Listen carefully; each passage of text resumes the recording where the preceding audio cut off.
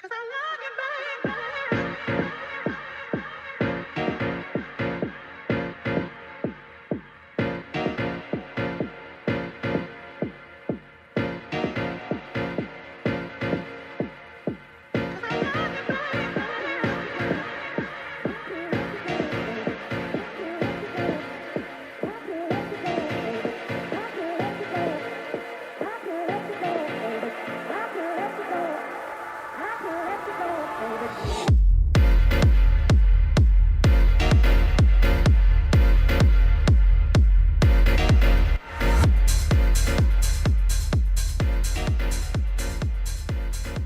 There it is. Hey, welcome to the Sunday show after dark. It's the Sunday show that happens after dark. I'm your host, Forrest Valkai, joined today by Owen Morgan, the telltale atheist. How are you, my friend? Doing well. How's it going with you? I'm just insanely busy and stressed and overworked and tired and all the things that I love being. We got a great show for everybody tonight. Today is the 21st of September in the year of our dark Lord 2025. And lines are open right now. Call that number on the bottom of the screen, 720-619-2288, or use the web link in the description if you disagree with us. What is specifically are we wanting to disagree about today? Well, both Owen and I are atheists. We don't believe in any gods or angels or demons or spirits or anything like that. We certainly don't believe in the Bible, certainly don't believe in Christianity. I think I speak for both of us when I say that the God of the Bible is evil and not worth worshiping, even if it exists. But that's not the only thing this show is about. We're also happy to take calls about politics. Both Owen and I are extremely left, and we love to talk about those things. We also would love to talk to you about science if you're a creationist, if you don't believe that evolution is real, or if you're a flat earther, you don't believe that the earth is a sphere or an oblate spheroid, or if you're an anti-vaxxer, you don't believe that vaccines are safe and effective and save lives, or if you're a transphobe or a homophobe, you don't think that transgender people or homosexuals or any of those things are part of the natural order of what humanity or any animal can be.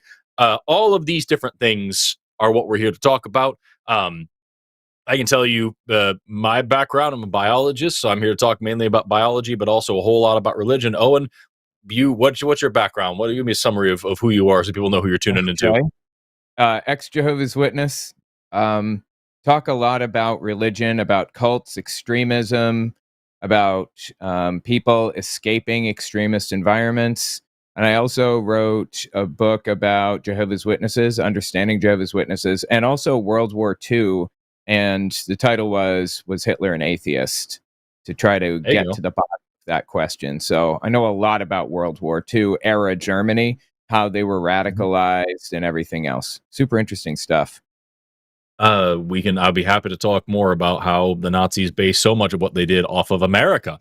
Because holy shit, we have always been evil. And also just throwing this out there, you know what, like I said, we're both, Owen and I are pretty far to the left there. We have been taking more and more political calls on these shows lately. If you want to talk about any modern thing, if you are a Trump supporter and would like to talk about why that's the case, or if you disagree with me when I say that MAGA is a fucking cult, this is your chance. Call in and talk to people who disagree with you. And the big thing here is that it is just talking. You can bring whatever you like. Owen and I are unprepared. We are here to take your calls. So you can prepare whatever you'd like and call in and put us on the spot with whatever you want and have whatever conversation you want. And we will be as nice as you are. This is an amazing offer if you're somebody who disagrees on these issues and doesn't know what the other side has to say. This is your chance. If you believe that you've got a good argument for a god, if you believe that you've got a good argument for Donald Trump, if you believe you've got a good argument against evolution, if you believe you've got a good argument in favor of Jehovah's Witnesses, whatever that whole situation would be, this is your chance to pick up the phone and talk to people in front of a large audience. Imagine all the souls you could save, all the people you could convince if you're right. The number on the bottom of the screen, 720-619-2288, or use the web link in the description to call in that way.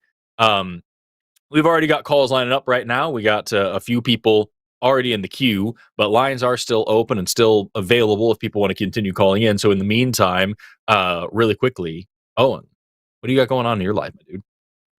I was working on this website, this cult archive website, it's something I wanted to do for like a really long time, and I've finally effectively completed it. It's basically like this website you can go to and take a test to see if you're in a high control group and the qualities of those high control groups and stuff. It's really cool. Cultarchive.org if you're interested. And you can look at the historical test results for different groups. I think I have like 50 groups right now: Scientology, Jehovah's Witnesses, and I have like QAnon on there, different versions of it. It's pretty awesome. Nice. I've been talking about doing That it sounds since like fantastic. 2018, like 2 years into my YouTube career. But anyway, yeah. What about you? What's going on? Flip, dude. I am having to teach myself a shitload of biochemistry right now, and it's nuts. Why is that? Because the program that I'm in right now, is biochemistry focused, and I for my undergrad had to do like general chemistry for a couple of semesters, and then I had to do organic chemistry because that's what my undergrad focused on was was more broad and diverse, and so organic chemistry was able to cover a bigger net.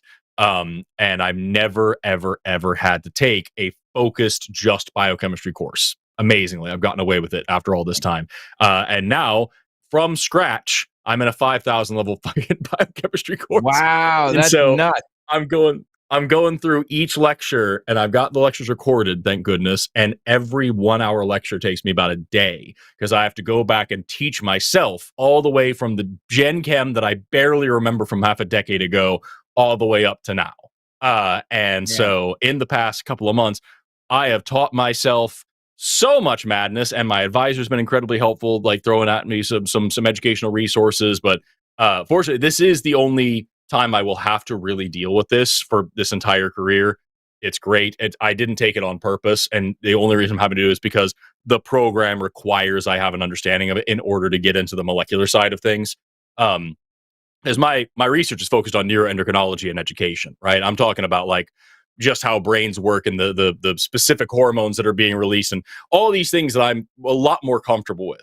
But they're like, hey, if you don't know how to calculate the isoelectric point of like a peptide chain, you're not really qualified to be here. So go do that first, and then we'll get it. Wow, that is It's super interesting. Actually, I remember taking synthetic chemistry, just chemistry, and it was really intense.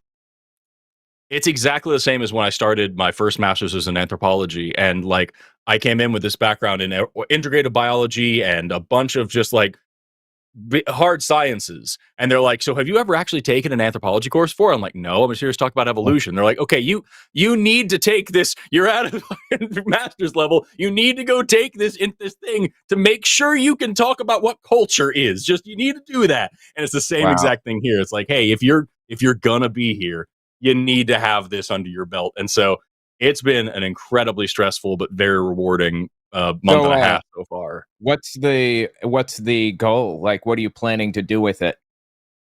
It's a PhD program, and so I'm finishing this. My research right now is focusing on. I can't give away too much, but like the focus of my research right now is on neuroendocrinology, fear, behavior, and learning. So I'm trying to focus on the intersection between like how people learn and the emotions that they feel while they're learning, especially discomfort, fear.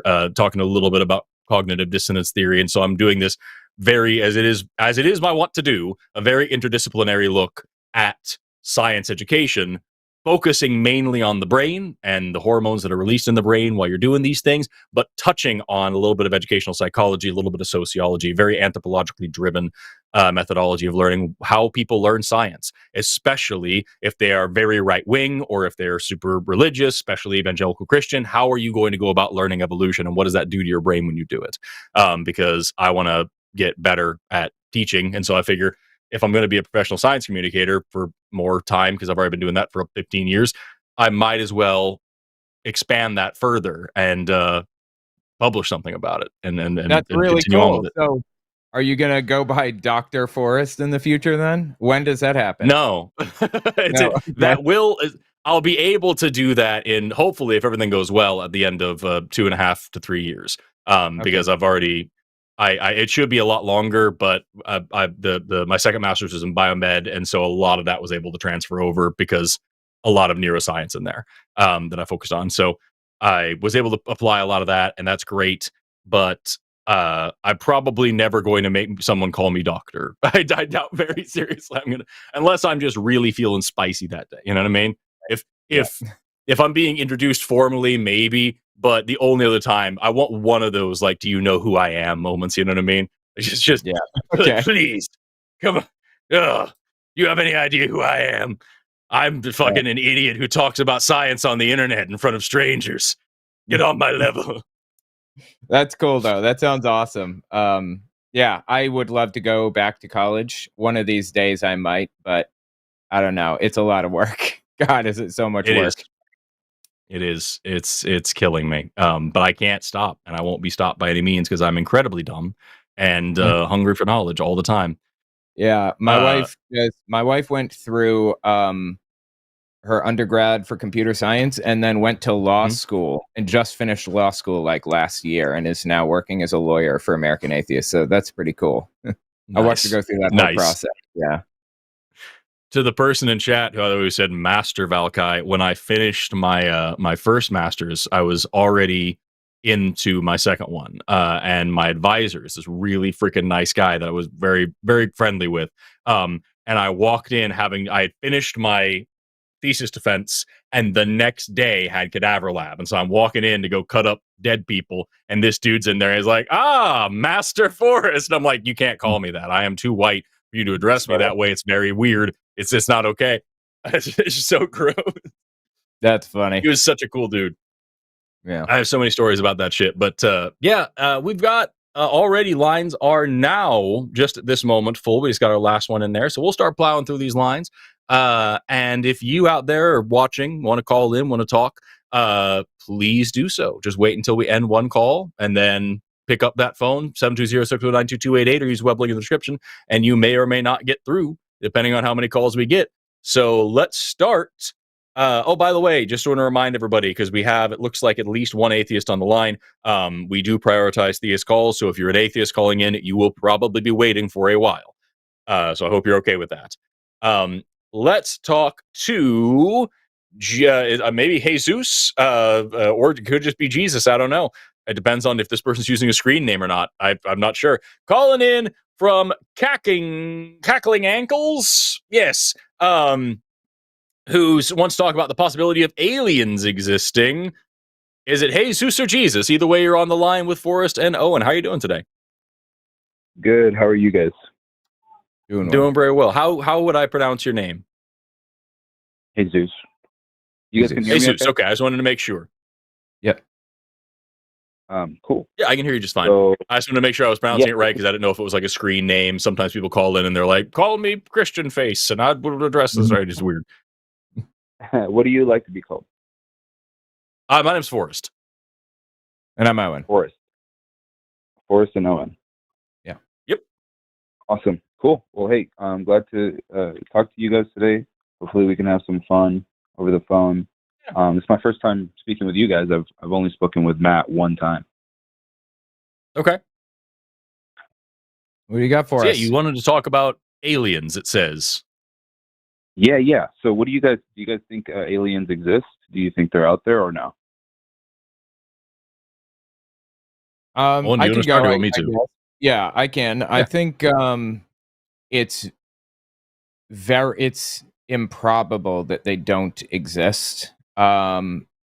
It's also, in my opinion, very unlikely that they're visiting us and harassing us in some way, shape, or form. So I think it's extremely likely that life exists outside of the Earth. And honestly, I think it's extremely likely it exists in the solar system. Intelligent life almost certainly exists, in my opinion, but I'm not sure if, the universe we may not be able to travel quickly enough to visit each other. I'm not sure about that. That's my position. Yeah, I would parrot most of that. Is that like the idea that this planet is the only place in the entire universe that has life seems absolutely ridiculous, considering just how many. Like we are one of 8 planets in this one solar system out of 100,000 solar systems in this galaxy, out of tens of billions, hundreds of billions of galaxies out there. It just makes absolutely no sense to say we're the only place that has life. I don't have any reason to believe that other life has ever come here to visit us. There's no evidence for that, so I don't think that's a thing. However, what I think is really important to think about is like judging by just how quick, not just the size of the universe, but also what we know about life here on Earth and what it's made of and how quickly it got started, assuming that any other life in the universe is like ours, which seems pretty likely, because carbon's really, really good at doing the shit that it does. Life on this planet got started around 3.8 billion years ago, which was almost immediately when it was possible. So you've got the end of the late heavy bombardment, the planet cools to a habitable place, and just about instantly life kicks up on this planet. So it seems to me ridiculously likely that life is somewhere else. And the little bit of space that we've looked for it and the ways that we've looked for it, the very, small, insignificant ways that we've been able to look for it thus far, it's like walking to the ocean with a cup and pulling up a cup of water and saying there's no whales in this cup, so there's no whales in the ocean. It would make no sense to say there's no life out there. Yeah. And one more thing, Forrest, did you hear about their conclusion that maybe there's probably life on Mars, or there was recently? So what they found were signs that look a lot like the things that life makes. And this was actually originally, I think it was a year or two ago, they found those little, what looked like kind of spots, like almost like algae. And now going back into these things, they're finding those spots and also some little tiny polka dots and just a bunch of condensates that look like the stuff that microbial life leaves behind. And so we won't know for sure unless we can bring some of that stuff back here and test it. It could just be a very bizarre rock pattern. I've actually got right behind. Oh, he's getting something for us. He's got something. I forgot what the name of this crystal was. I've got it written down, but like this is not a fossil or a plant thing. This is just a crystal that looks a lot like a plant, right? And so if you were to see this in the ground, you'd be like, oh shit, this is some sort of fossilized, fungus or whatever. But like, no, this is just 100% what this rock looks like, or this mineral, whatever the fuck it is. And so it's hard to tell right now. What we found up there looks like it might be signs of life. It is probably the strongest evidence of life that we've ever gotten from Mars, but it is not a surefire thing yet. Okay, so this is the reason I'm bringing this up is because it's kind of in between, where theists and atheists, they, some people think that it's possible, some people don't on both sides, right? So like even with everything going on in the news and all that, why do you think they're bringing this stuff up right now? Like, it's always been a conversation, but now it's... You mean the possibility of life? Well, I think that maybe what you're talking about, foreign things coming onto Earth and things like that. Okay, yeah, I think what you're probably referring to is the thing about Congress shooting down that thing recently. I don't know if we saw that, or if you saw that video for us, but Congress released footage of them shooting down this thing with a Hellfire missile that was very obviously a weather balloon. It was like clear as day. I didn't want to be that guy, but like it did look a lot like a weather balloon, especially with how bouncy a fucking missile bounces off of something like that. I don't know, but like I'm not a weather balloonologist or a missile guy, but like I did see that, and it's not any more shocking than like a couple of years ago when a bunch of people came out. I forgot who they were, but they came out and they were like, yes, I'm here to confirm that the Air Force has discovered alien craft. And they're like, what did you actually discover? And they're like, we found what looks like machinery with non-human biologics in it. And didn't mention the fact, nobody seemed to care about the fact that literally all life on Earth besides humans is non-human biologics. So if they found a fucking piece of metal on the ground with grass stuck to it, that's non-human biologics in an unidentified whatever, but just weird, vague shit. As for why people are bringing it up right now, as to answer your question, why people are bringing it up right now, I don't think there's any really particular like conspiracy there. Maybe it's a distraction to try to get people to quit talking about the Epstein files. Who knows? Yeah. But at the end of the day, I don't have a reason to believe there's anything more nefarious than just people wanting attention. Yeah, I agree. Okay, this might be because obviously everybody, I guess, who's in business or whatever, they have an agenda, right? So the United States is a business, whatever. They're pushing out a lot of things, whether whether people do it or not, it's up to them. But for sure, marketing and propaganda and thinking is important and relevant to, people higher up on the ladder or whatever. I've had a lot of backlash with vaccines and certain curriculums and movements and all that. There's also things that I don't agree with. But do you feel like the vaccines were effective, or were they just a giant psyop? Which vaccines? The COVID vaccines, for example, the biggest vaccine, conversation. They were certainly not the biggest vaccines. They may have been the most annoying vaccine conversation, but they were certainly not the most distributed vaccines. But no, they were extremely effective. Yes. So there was a lot of skewed data as well. What was skewed? Because obviously you guys did your research. What was the skewing that everybody was saying was off? Because for me personally, I don't know of any skewing of the data because I don't listen to anti-vax conspiracy theories. What I can tell you, I'm not a doctor, all right? I'm a biologist, but I do know how this shit works.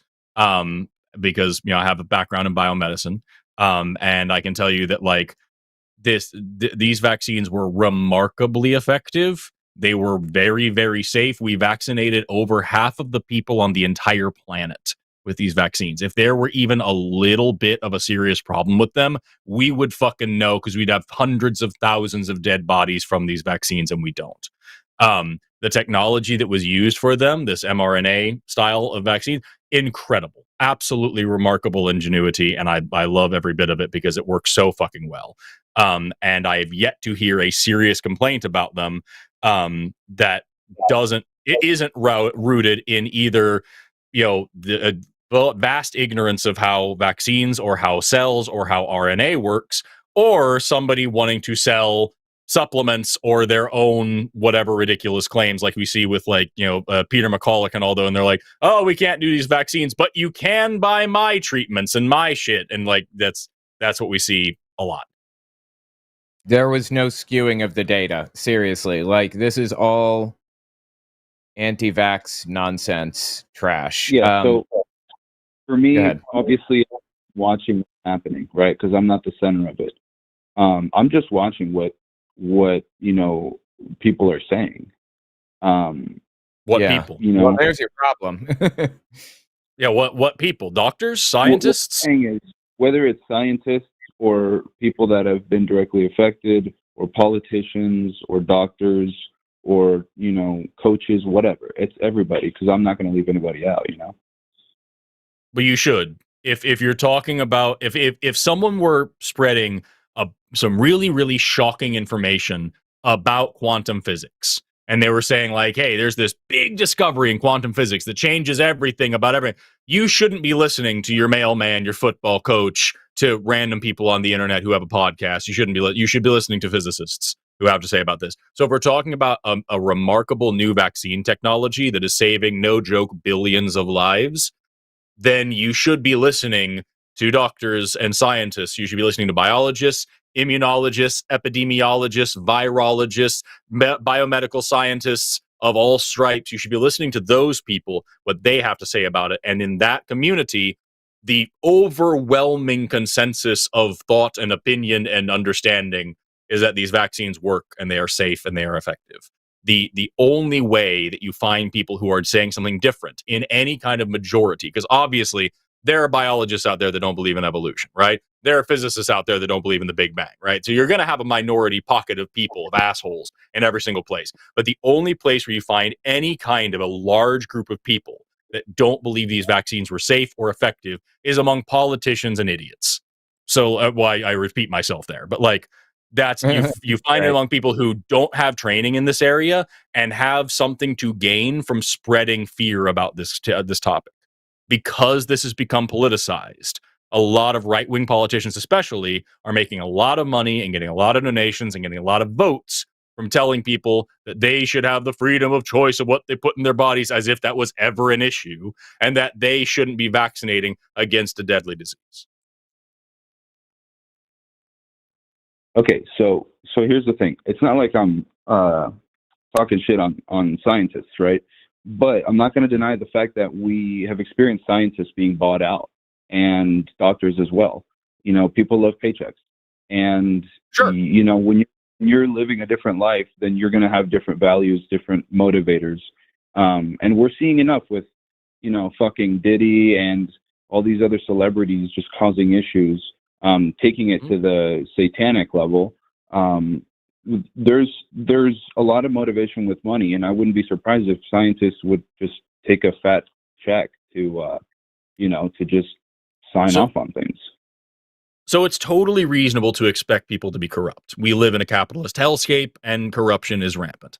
The question that you have to ask yourself is just how many people and just how corrupt do they have to be to make that story even remotely plausible? And when you can just figure that in, it kind of brings us back to the aliens thing, where it's like, it makes sense to say, oh, of course there's no aliens. I look around me, I don't see any fucking aliens. But when you think about just how big the universe is, it becomes a lot sillier to say, hey, there's just so many habitable planets alone, I can't think about it. So that makes no sense. There wouldn't be aliens, right? That's what we started with this conversation with. Same thing here. We are talking about millions, tens of millions, hundreds of millions of people that all have to be on the payroll, all have to be duped. And we're talking about, by definition, very highly educated people that have to be either paid off very well or completely off their rocker nuts or stupid enough to fall for terrible fucking data. And not to mention the systems that are in place, the multinational systems that are in place to track and verify and build evidence for these things.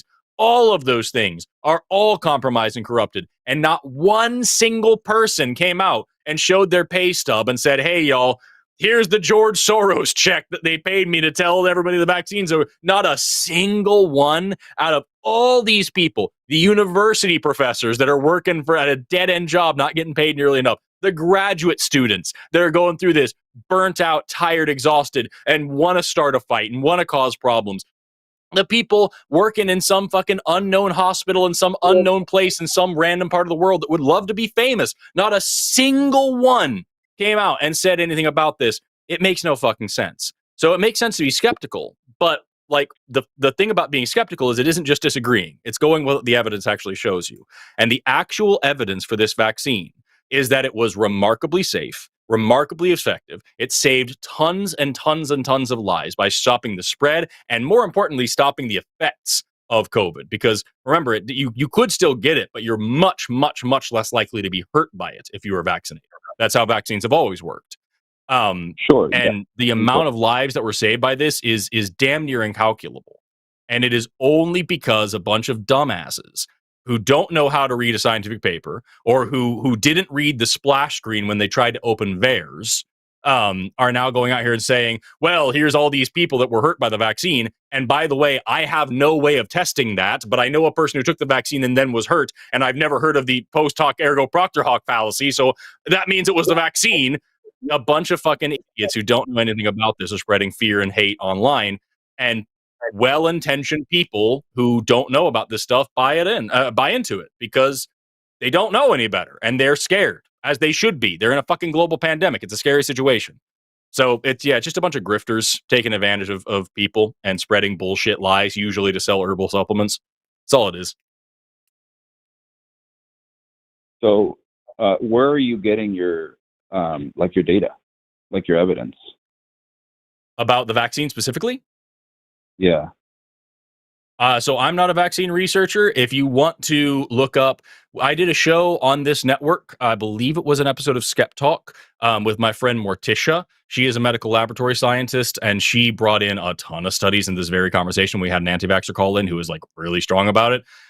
You can also, there are a ton of great doctors out there. Like I said, I'm not a medical professional. There are a ton of actual medical professionals out there that have their own social media that can give this to you in a digestible way. If you want to get where I specifically get information about this, it's from biomedical textbooks. It's from, grad school. It's from going to these classes where I learn about this shit and they give us information. If you would like to research it yourself, as they say, do your own research, you can go to scholar.google.com and look up actual studies about this and read those studies for yourself. It's just really important that when you do that, you follow up with that. Read the citations, read the other things that they're citing, read the things that are citing them and see what they have to say about it.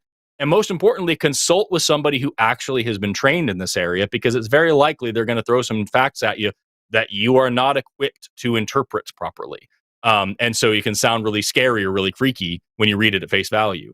I also think it would be a great option for you. I've told several people this, and I have changed some minds by doing this. Go on Amazon and buy an introductory virology textbook and read up on how viruses work and how vaccines work, and learn a little bit more about this concept, because you'd be shocked how much everyday average people don't understand this stuff because they don't have to.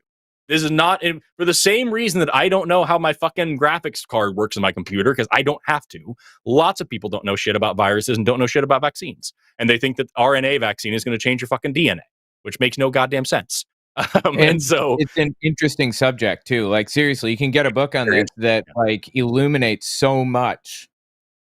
Yes. So yeah, talk to a doctor about it. Talk to an actual fucking doctor about it. And hop on, if you want to get on TikTok and look up Dr. Eric B is a great page. Kat the epidemiologist is a great page. Look up Morticia. She's awesome. There are so many people out there that are real medical professionals that are doing their best to get this information out there and try to help people stay safe. And I would recommend, listening to some of them so they can communicate actually what you need to know about this, and they all cite their sources.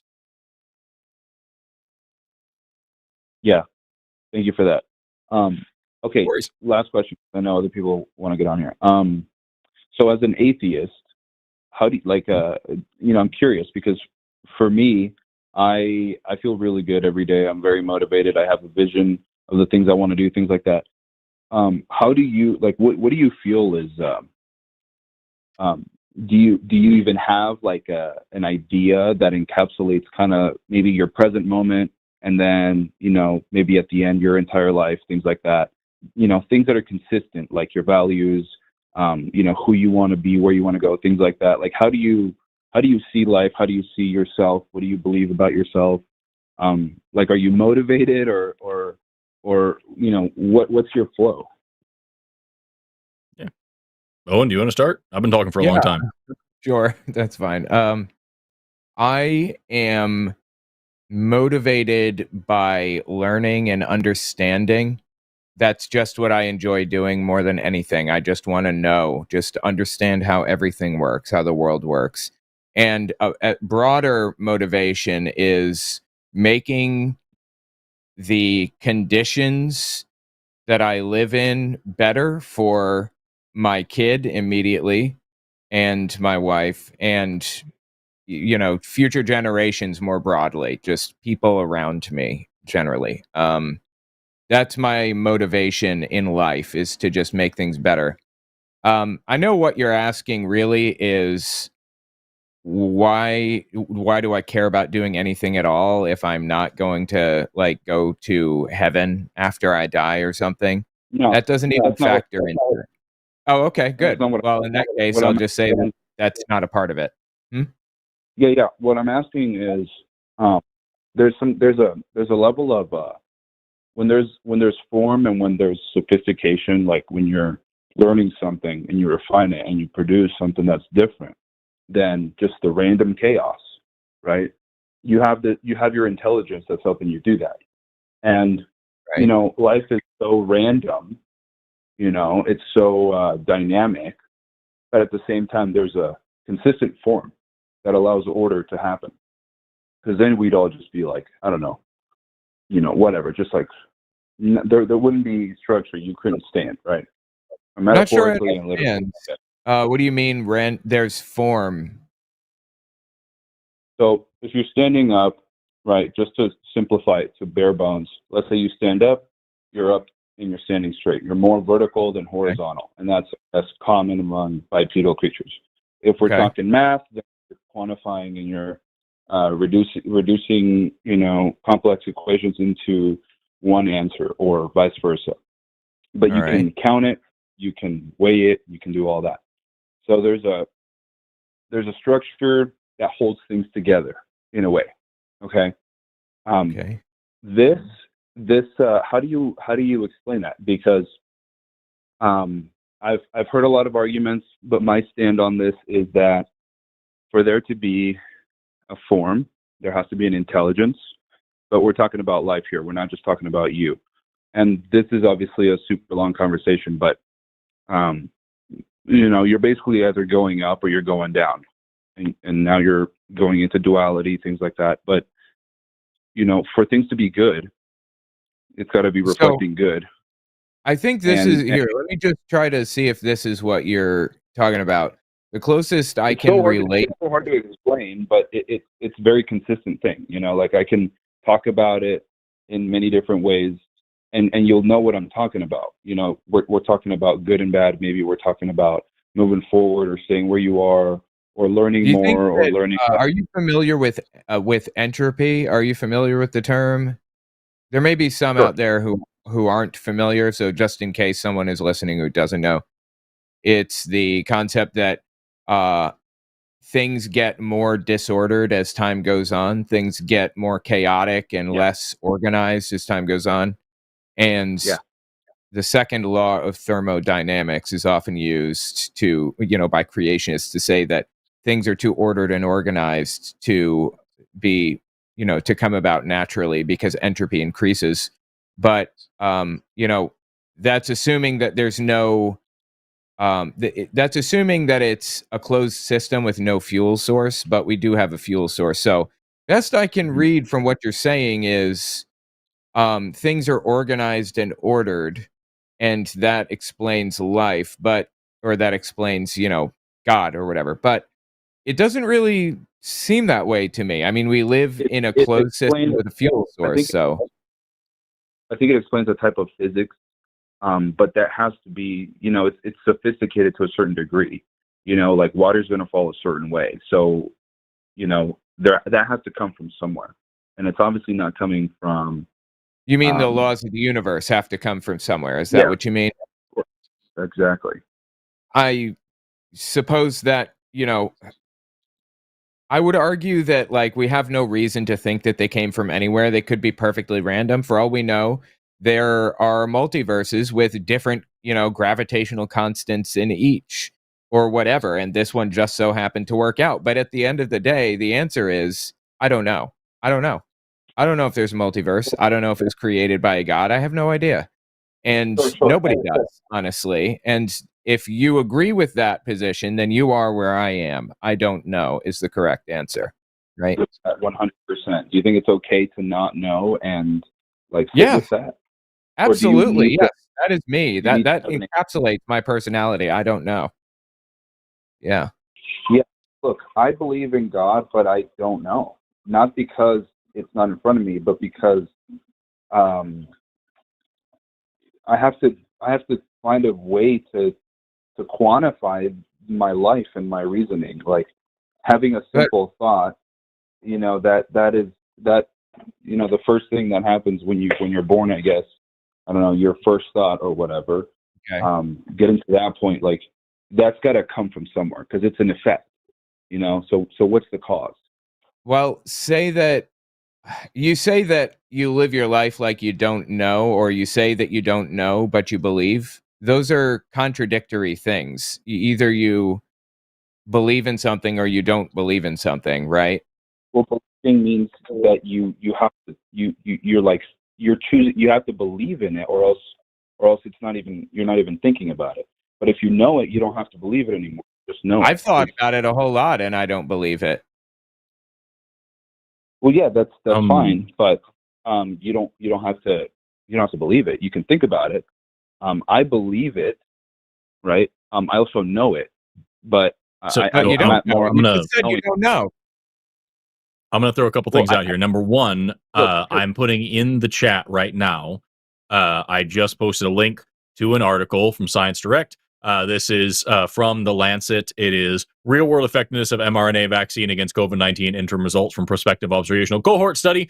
So this was published in 2022. These researchers took 352,878 people who got 2 doses of the mRNA vaccine and matched them against 352,878 unvaccinated people. So exactly the same on both sides, and compared them. And they found that vaccine effectiveness against infection was 87.4%, against hospital death was 95.8%. And it goes on from there. I'm also going to link this. This is a PDF in the study here, or in the chat here. This is from the Center for Disease Control, the CDC. And this is actually, the PDF is slides from PowerPoint that goes over some general stuff that we do and don't know. This is actually from 2025. This is actually from this month, I believe.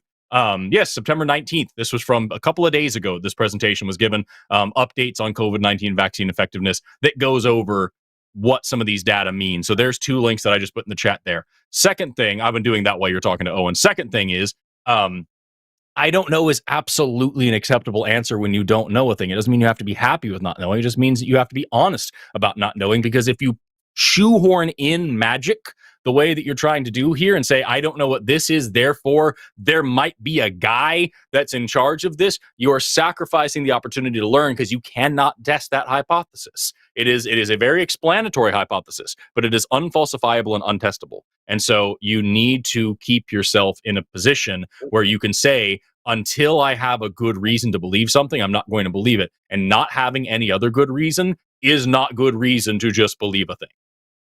Yes, and I'm sorry, one more thing, and then you can respond, since we're jumping around a little bit. But Sherry Tenpenny, famous anti-vaxxer, said this in 2022, 2022 April, early April. The more shots you get, the more you destroy your immune system, and the faster that happens.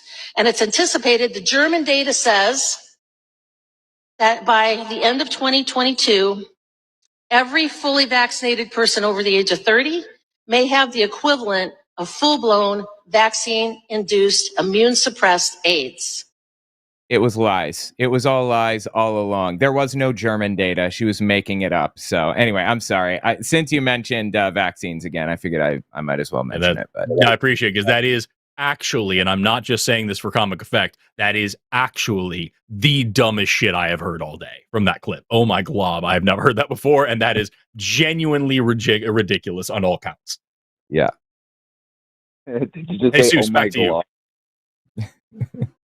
Yes.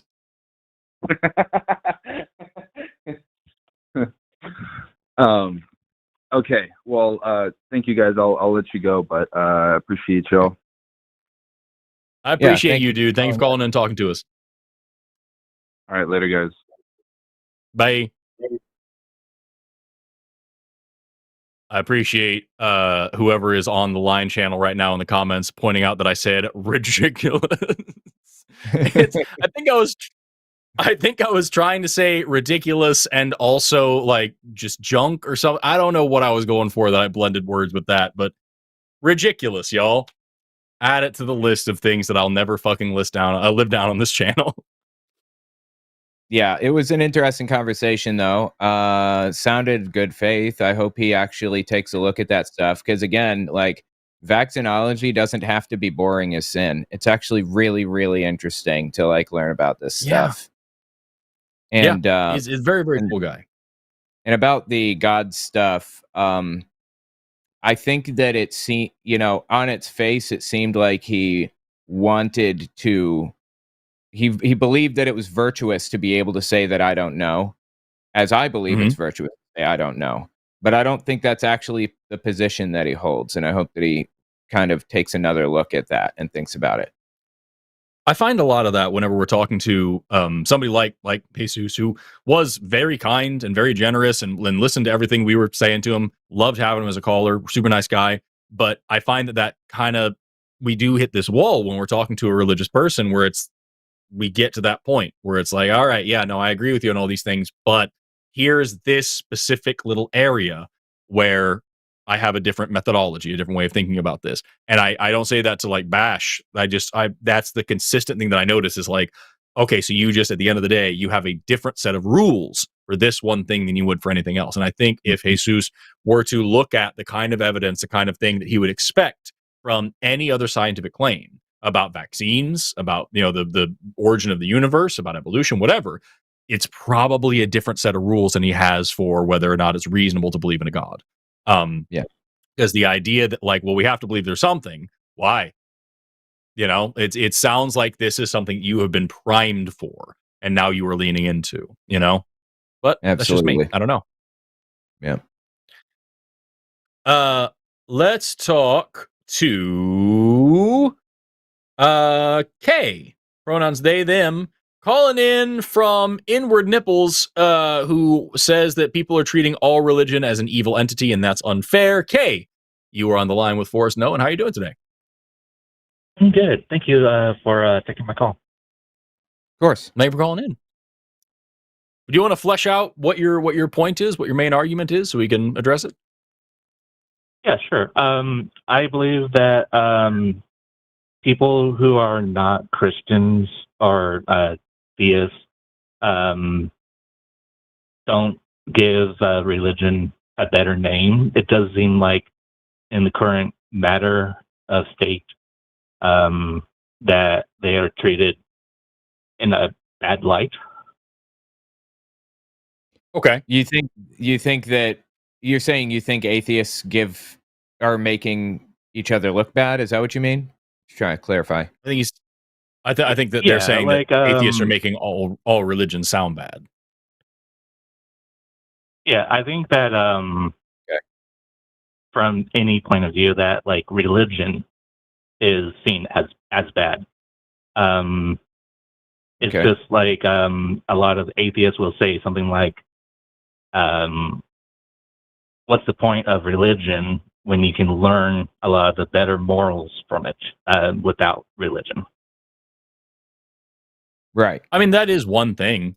I think the biggest reason why, because I would certainly say that religion is a net negative. Like, yes, there are some good things about religion that you can get, but like you just said, there's nothing good about religion that you can't get without it.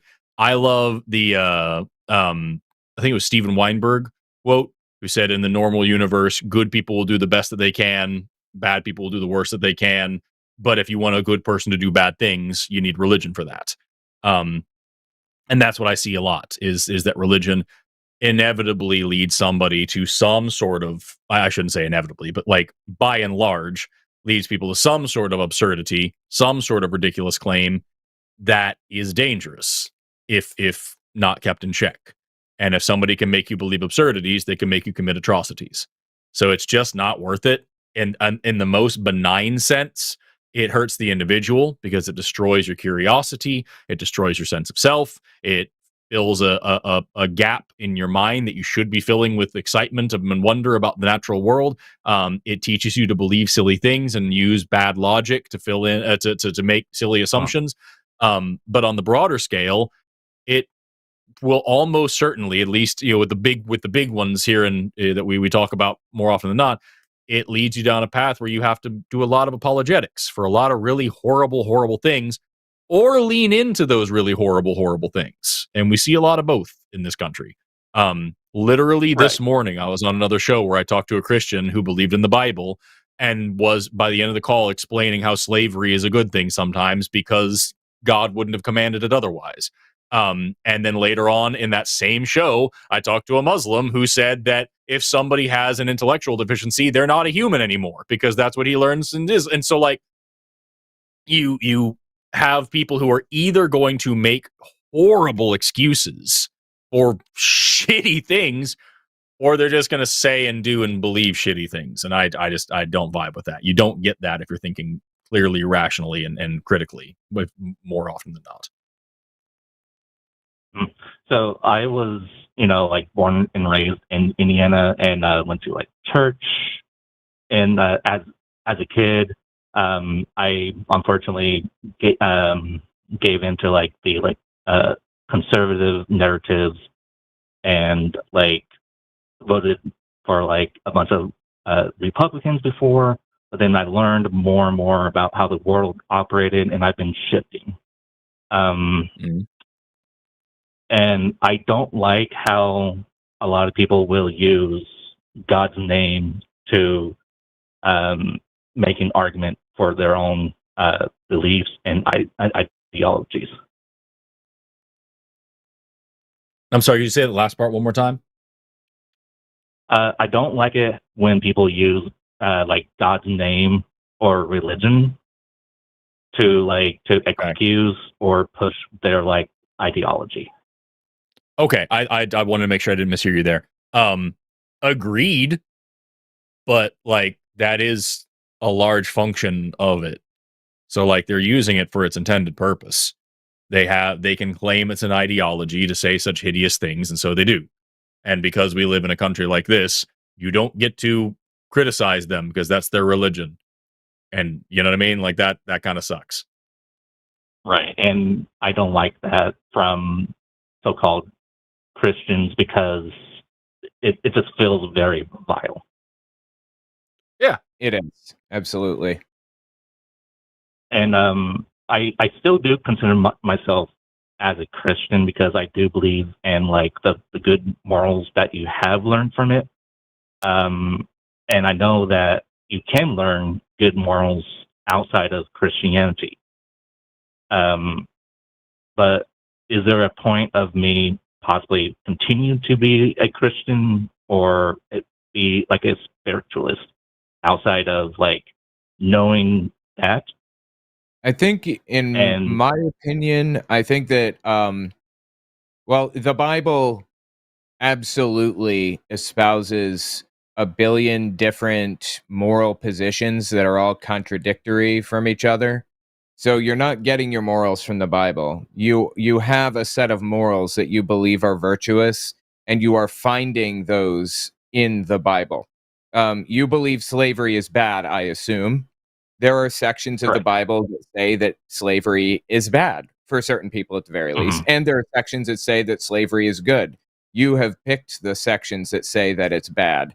So it's not you getting your morals from the Bible. It's you getting your morals and then finding them in the Bible. You don't need religion for your morality. In fact, in my opinion, religion is counterproductive to creating a moral society because it has harsh moral absolutes, commonly a leader that defines what those absolutes should be and kind of reinterprets them to their own benefit. And since it's a religion, people believe that it's infallible.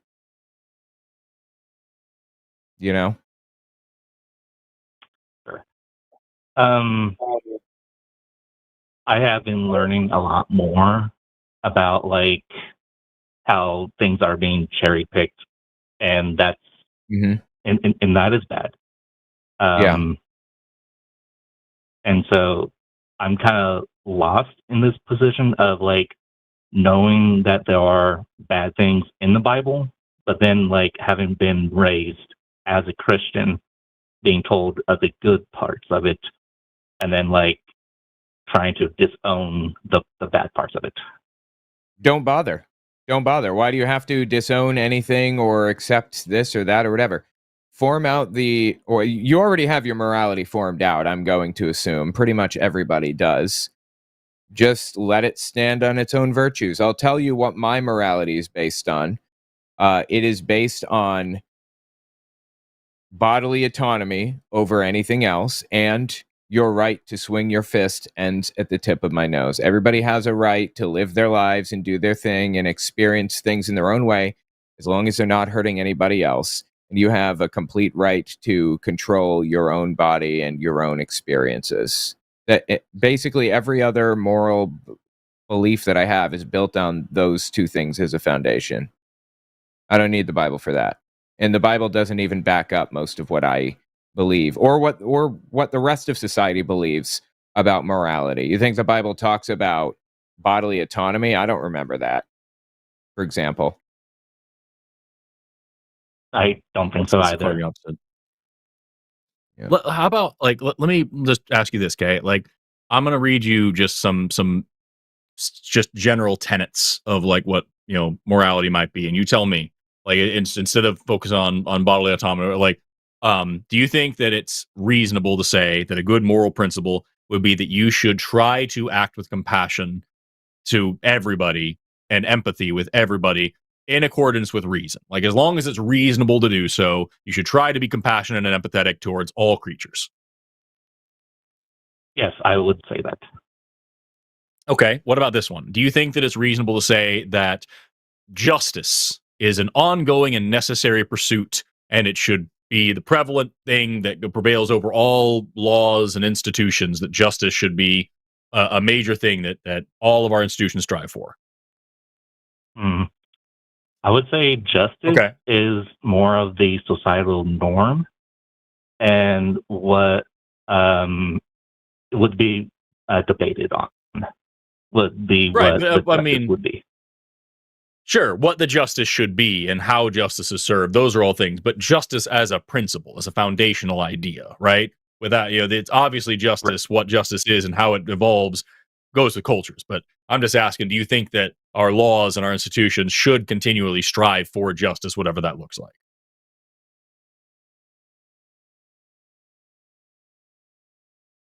All right. Yeah. Okay. Do you think, like Owen brought up bodily autonomy, do you think that like a person's body is subject to their own will and that you shouldn't violate somebody's bodily autonomy? No, because it's their choice and it is not my place to do the judging. Sick.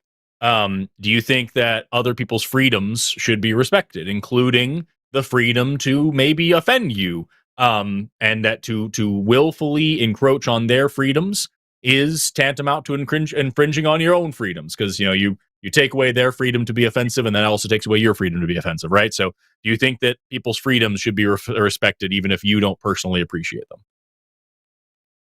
Yeah, I would say that freedom is, at least here in the United States, our right for freedom of speech. And yeah, sure, it might be hurtful to say offensive things to people, but I would say that it is their right to go ahead and do that. Awesome. Do you think that your beliefs about the world should conform with your best understanding of science, and that you should be very careful not to distort reality to try to fit, your preferred narrative? I believe science is science, and that that it is for the better of people on Earth. That's fine. I'm just curious. Do you think that it's reasonable to say that you should try to fit your beliefs to science, not fit science to your beliefs? Say that again. I'm sorry. Do you think that it's reasonable to say that people should strive to fit their beliefs to science, not fit science to their beliefs? I do believe that you should trust in people with the science and not to what your belief is on a religion basis. Yeah. And then I'll give you one more. Do you think that people are fallible and they make mistakes, and if they make mistakes, they should do their best to try to correct it and fix any harm that they caused? I do believe so too, because people are flawed, and I do believe that, at least in my opinion, this is where religion might be good, because it might lead them to finding why and how that they messed up. Perfect. Congratulations, you're a Satanist. These were all the tenets of Satanism. These are from the Satanic Temple. These are the only one that I didn't read was the very last one that said these tenets are guiding principles which are designed to inspire nobility, and the spirit of compassion, wisdom, and justice should prevail over the written word. So it's saying dogma shouldn't be a thing. So the last one is that your in passion and nobility should supersede dogma. But yeah, those 6 ones that I just read you there in order were the 6 of the 7 tenets of the Satanic Temple. So what I'm trying to get to you here is you can get good ideas from these things. You don't have to be a member of the religion to practice these good ideas, or to hold true to these good ideas, or to be a good person. I think those were great principles, and I love that you agreed with them. I think those are things that make you a good person. I don't think that being a Christian makes you a good person, because Christianity teaches horrible fucking things. You can be a good person and a Christian, but if you're doing that, you are being a good person in spite of what Christianity teaches, not because of it. And I would say the same thing about just about any other religion you can throw at me. People are good. Religions are not. And I think UK are a better person than whatever religion you grew up in. All right. Yeah. So do you think that I should drop Christianity as a whole, or do you think I could like try to like go about my life in the ways that I've been taught and how I've been like seeing how life should be lived? If you're asking me personally, I think you should try it. Sit down and really, really reason out what you believe and why, and from a moral and cultural and philosophical perspective. You shouldn't have to say, racism's wrong because it's wrong. You should be able to really sit down and think about that shit and really consider, what actual universal moral and ethical principles do you have? Or what things have you been believing just because society taught you to believe it? And if you have a belief that you've only had just because you wanted to avoid punishment or avoid, ostracization or whatever like that, then you should revisit it and figure out a really good reason to believe it. And just if you do that, I think you'll very quickly realize you don't need any of this shit telling you what to do. And you can sit down and really think this out on your own. And if you want to know what it's like to live without a God, give it a shot for a week. Just pretend like there isn't such a thing and you don't care. And notice how normal your life is. Owen, what do you think? No, I absolutely agree. I don't think you need this. It's up to you, of course, but it seems like you gave us a few reasons which pretty much hinged entirely on morality, and you don't need religion for morality, and in my opinion, it's counterproductive. Yeah. Okay. Yeah. All right. I think I'll go ahead and drop it here. Let someone else come in to talk. I will thank you, gentlemen, for talking to me about this. Awesome. Thank you for feel calling. free to call back sometime, okay? All right. We'll do. Bye. All right, Take bye. care. Bye. What a super nice person. Yeah, it reminds me a absolutely. lot when I was a kid. This is stupid, but like when I was a little kid, I grew up really poor. And when you're poor, you tend to be a pack rat. You know what I mean? You keep hold of all your little things. And especially with the way I was raised, I was passed around a lot. I wasn't treated very well. And so you've got all your little knickknacks and your things. And these are the things you have control over, right? I look back and I can identify these behaviors now, and it's weird. I understand. Yeah. And I remember being, in all the way up into like middle school and whatnot. And I would walk around and my pockets would be stuffed with these very specific things. And I had to have this little trinket, and I had to have this coin, and I had to have this bracelet, and I had to have this and this. And these were just the things that I had every day. Because what if I'm in a situation when I need this guitar pick? So I have to have this guitar pick every day, even though I don't fucking play guitar. And like, I've got just all these things. And I would store a bunch of crap. My bedroom was full of crap that I was like, well, I might use this someday. And this broken piece of Tupperware. But what if I could use it I could do a thing with it? I might fix it eventually down the road, and I could keep it and I could use it. And I just had piles of shit all around me in my house and in my pockets and all around in my bag that just, I couldn't throw anything away. I couldn't keep. And the second I started just trying it, and I just like, all right, honestly, let's just for a second, I'm going to put this in the pile over here. And if I don't touch it in 3 fucking weeks, I'm going to throw it away because clearly it's not necessary. And I would forget what was there. I forgot I even had this fucking thing that was so important to me. I didn't even remember it. And I feel like it's the same way with things like this. Is I think people like Kay, they've been using this religion so long when they don't need to. They've just been carrying it around so long while they've been living their lives on their own, doing things on their own. And if they put it down for a second, they will quickly realize, they'll wake up one morning and just, oh shit, I haven't even thought about this God in a month and I'm fine. And it'll be those shocking moment of just like, I didn't even notice that I didn't care anymore. How happy am I? It's great. Absolutely agreed. Yep. I had similar experiences with it. You're totally right. Yeah, there's a lot there. We've got several people waiting on the line. We also have 3 lines open, so feel free to call in if you're a religious person and want to talk to us about these things. If you think that we're getting something wrong about the Bible, I would love a angry, combative, argumentative call. So if you want to tell us how stupid we are, pick up that phone, 720-619-2288, or use the web link in the description. So far, everybody's been too fucking nice.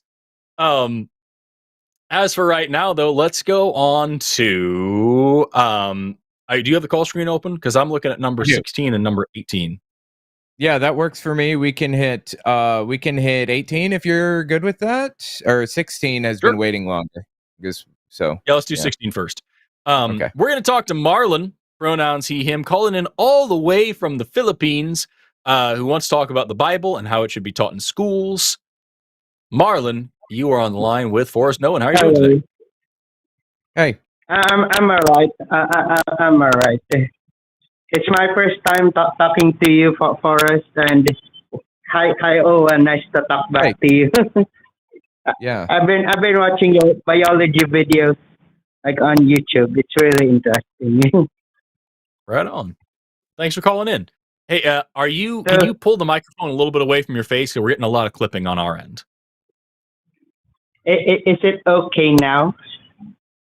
That's a little better. Yeah. Are you using headphones or anything like that? I'm on my phone right now. I can use my headphones if you want. Just give me a second. Okay. I don't know if it will be any better, but we can try it.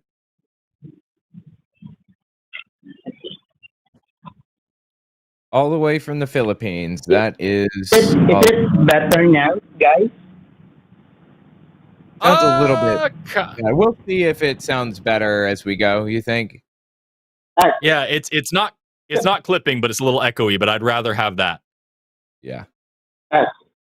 So I wanted to talk about the Bible, and I think that it would be great if it's taught in schools or if it's a subject in school because it teaches good things. I mean, we can agree on that the Bible has some good ethical things in it and stuff like that. Like Proverbs, like the book of Proverbs. It teaches Agree wisdom. that Bible has good ethical things. You say? Yeah, like love thy neighbor, and it teaches about Jesus when he says to feed the hungry and give drink to the thirsty and feed the poor. Jesus Marlon, loved the poor, do you know of any religious texts that don't teach a few good things? I think like the cannibalistic religions. Correct me if I'm wrong. There are faiths like that over in the Amazon rainforest. Like maybe some Those ideas can teach good cannibal things. groups or they teach respect for nature and they teach cannibals acceptance of death. What I'm trying to get across to you, Marlon. What I'm trying to get across to you, Marlon, is that like the Bible does teach a few good things, but it teaches a whole lot of really, really bad things too.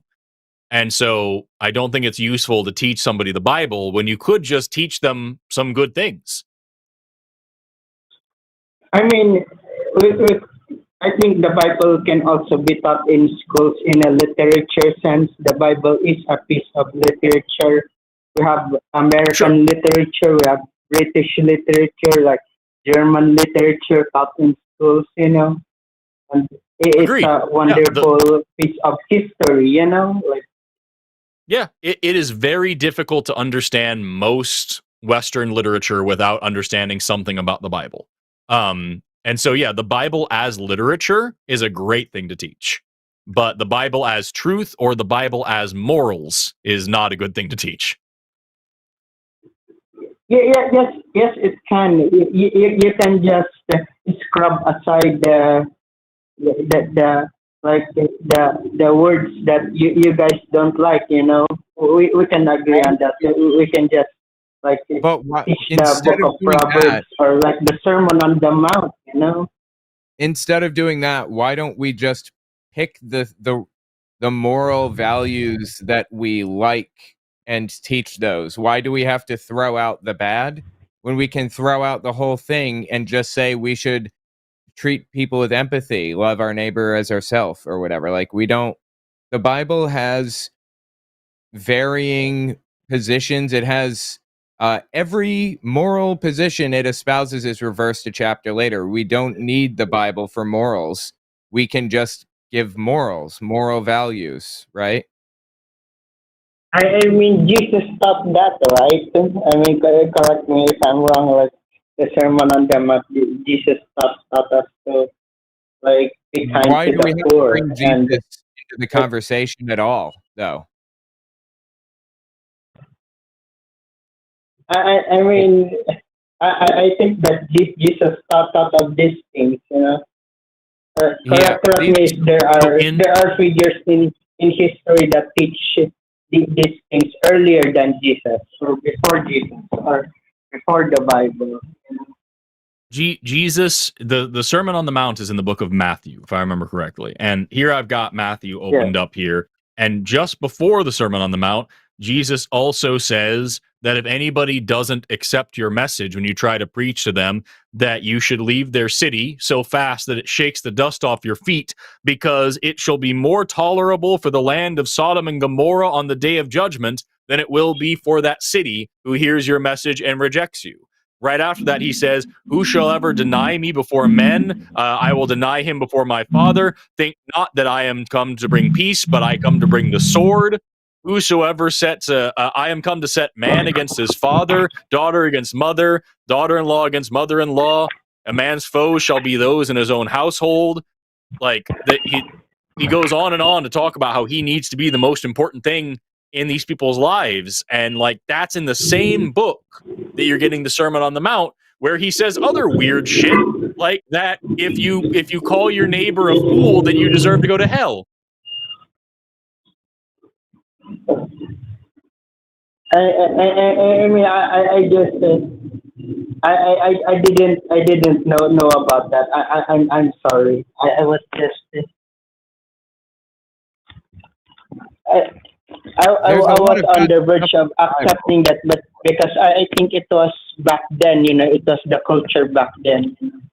Why do we need to It bring was that culture into today then? Like, it was a culture back then, and it was awful at the time. A lot of really bad stuff, like slavery and stuff, for example. And honestly, a really weird relationship between like Jews and the rest of society. Like, they were like very, very hated by the rest of society. We don't need like all of the anti-Semitism and hatred and bizarre moral positions that existed at the time. Why would we take the Bible moral positions into the modern day? We don't need that. We can just give our own moral positions, right? Oh yeah. That makes sense if you put it that way, Owen. I was curious to ask. I was gonna ask. The Bible has anti-Semitism in it, you know. Oh yes, a lot. Oh, but I thought like the Bible was written for Jews. You know, Well, I didn't the know book about of that. You know. the book of Deuteronomy was written by somebody in the South in Judea, and they had a massive anti-North bias, a massive anti-Israel bias, and they talked smack about people in Israel constantly as a result. Also, in the New Testament, after Jesus died, um, Jews were blamed incorrectly. It was the Romans that killed Jesus, not the Jews. And there was I mean the Jews are the ones that said that Jesus should be crucified. I mean the Romans were only a lot of soldiers that. following A lot of orders that like was, soldiers. yeah, a lot of that was written in as an anti-Jewish bias. The Romans killed Jesus Didn't because he was a challenge to their didn't power. Pontius Pilate wanted to spare Jesus? No, Or that's Pontius, completely fictitious, added after the fact. It was. This is a prime example of things being blamed on Jews that they didn't do. They didn't like Jesus, obviously, but Rome killed Jesus because he was a challenge to their power structure. This is a good example of anti-Semitism in the Bible. so the part about Jesus Christ and Barabbas was fictitious. You say like I'm not sure about that specific when thing. I'm not sure, but when Pilate asked the crowd of people, "Who do you want to be spared, Jesus or Barabbas?"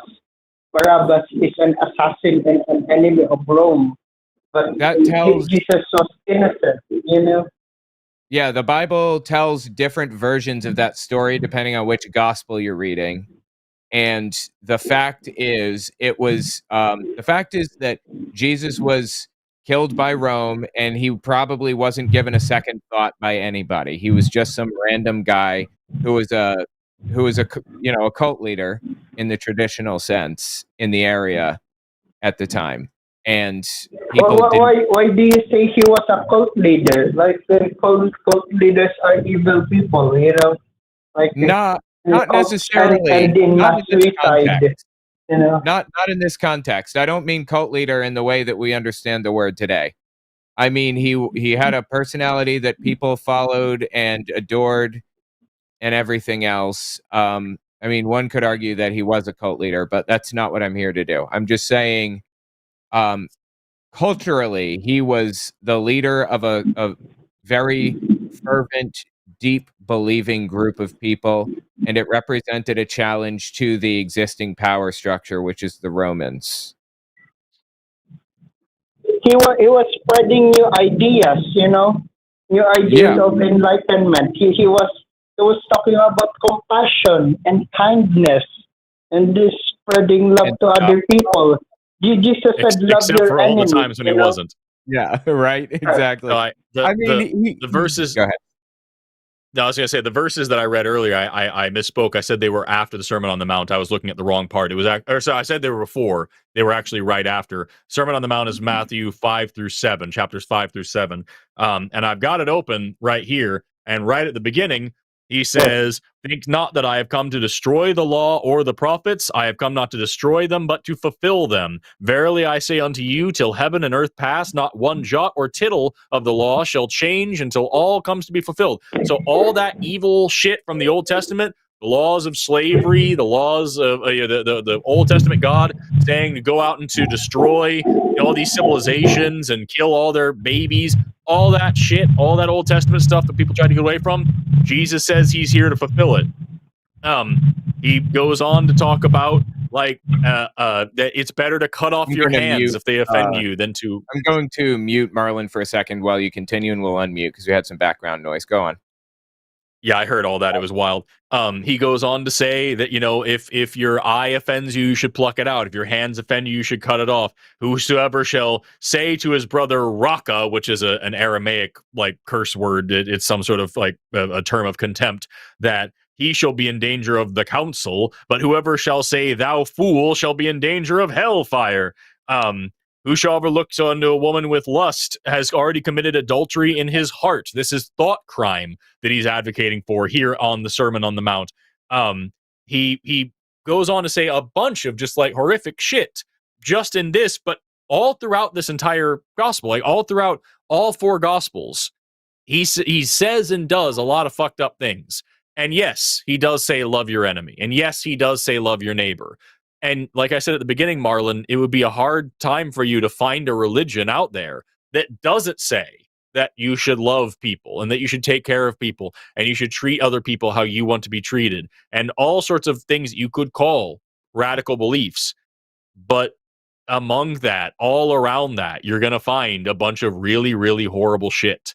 So I don't think it's worth it. I don't think it's worth it to hold on to this one figure, this one guy and his one shitty book, because the Bible, like we talked about, the Bible is pro-slavery, the Bible is pro-genocide, the Bible is anti-woman, the Bible is pro-misogyny, the Bible is hateful and arrogant and stupid and scientifically inaccurate and historically inaccurate. It's just an indefensible book. And yes, it has some good things in there, but so does the Lord of the Rings, dude.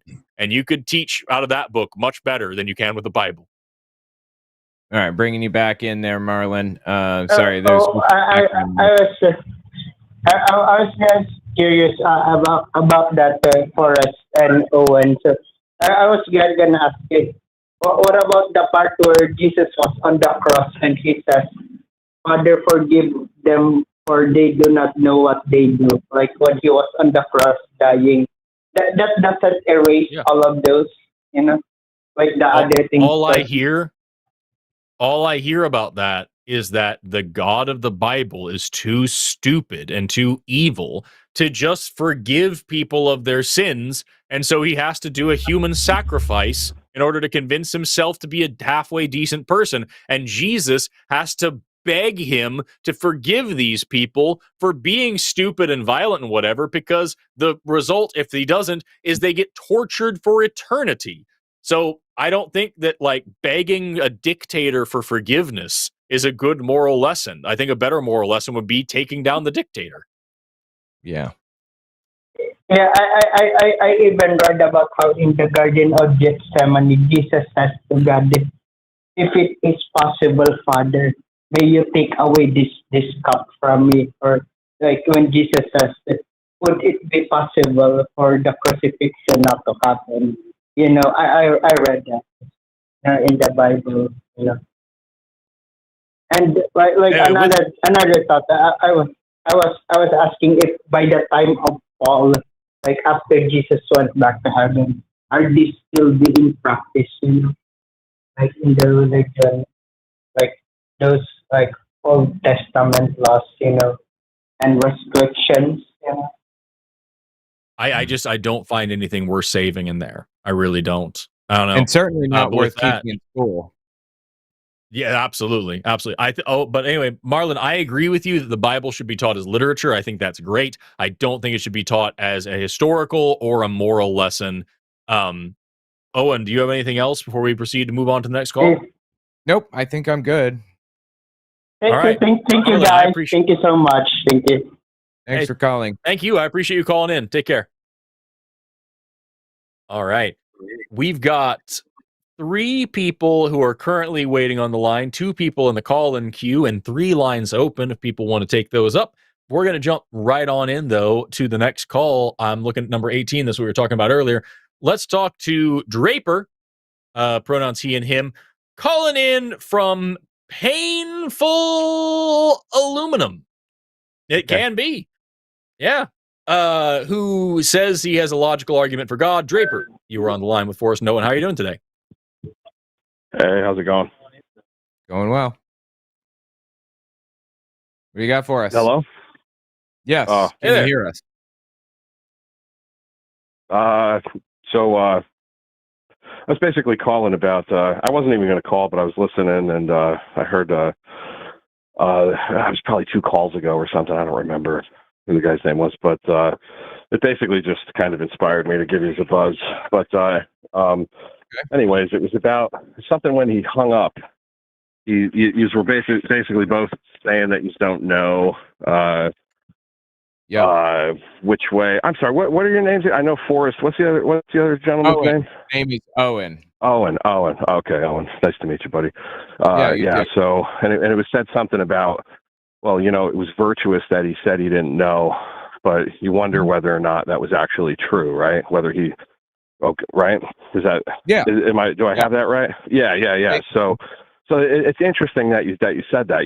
It's almost like you're alluding to like a declarative beliefs versus implicit beliefs. Does that sound about right? Are you familiar with those terminology, with that term? Clarify. What do you mean? So like declarative beliefs would be what we declare to the world, like what we would say we believe in any given moment. They usually kind of represent, like we very rarely would declare that we're terrible people. You know what I mean? We usually, when we declare what we believe, it usually revolves around what we would like to be, like our like how we want to be represented, and how we want to be viewed by other people, stuff like that, right? Whereas our implicit beliefs are more revealed; they have to be inferred through behavior, right? Okay. Yeah. Like, so if a person, you've all, and everybody knows what I'm talking about when I say like you've seen people who would declare that they believe one thing, but then prove through their actions they don't actually believe what they're saying, right? You know what I mean? Mm-hmm. Okay, sure. We all know that. And the thing is it's easy to spot that in other people, but when we're the ones doing it, it's not necessarily so easy to spot.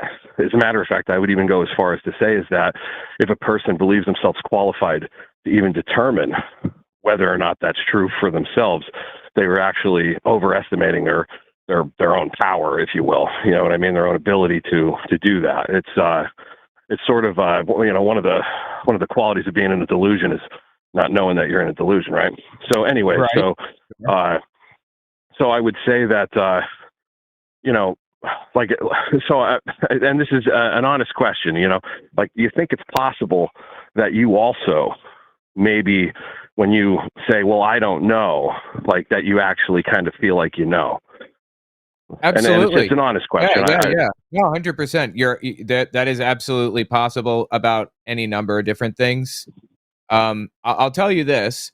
I'm very confident, 99% sure that the God of the Bible that, sent his son to die on the cross and all that other stuff is not real. So I will say that Okay. I do know that with a great deal of confidence. Can I say for sure that there is no God? Not with that much confidence, but I would say, I don't know, 20, 30%. And the reason I say that is because there are other better explanations that I would be more ready to believe before I believed that a God like sparked the universe into existence, for example. Like maybe there's like just a natural process that we're just unaware of right now. So yeah, I would say that I've kind of ranked it in likelihood in my mind, and I have fully ruled out certain things.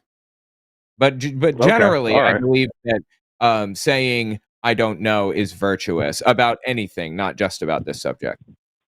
Yeah, well, and I'd agree with that, and I'd say take it even farther. Whether it's virtuous or not, it's actually probably more likely true, right? Yeah. So, and I know, but I find that when I take that position, the only time it's actually effective in a debate is if the other person is claiming to know.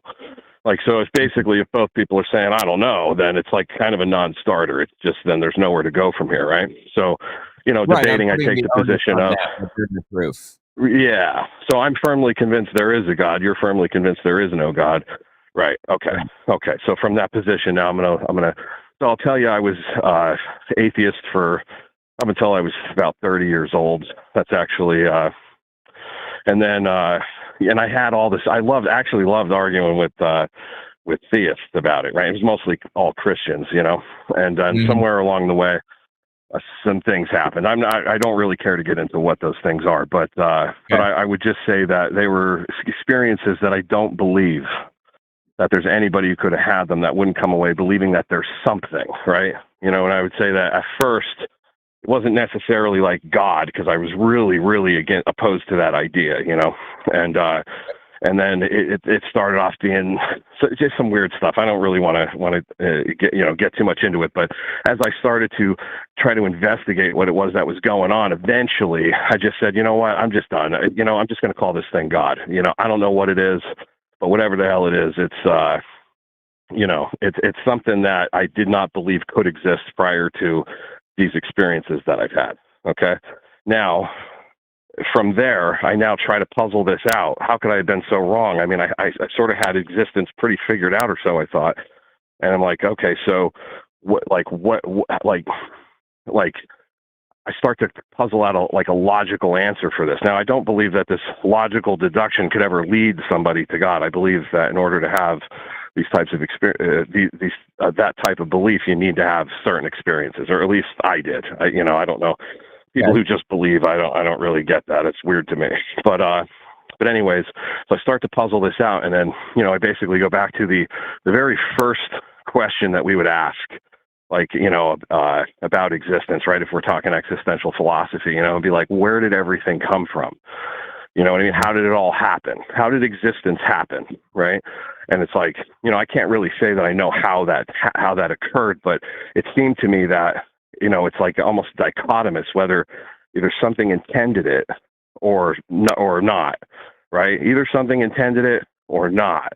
Either and since it appears to me, when I think about the systems built upon systems that all work in concert to create many functions that seem to be self-perpetual, that operate with a insane amount of economy, like a machine so sophisticated that we couldn't even come close to replicating it on a scale so massive that even if we could replicate it, we couldn't replicate it on that scale.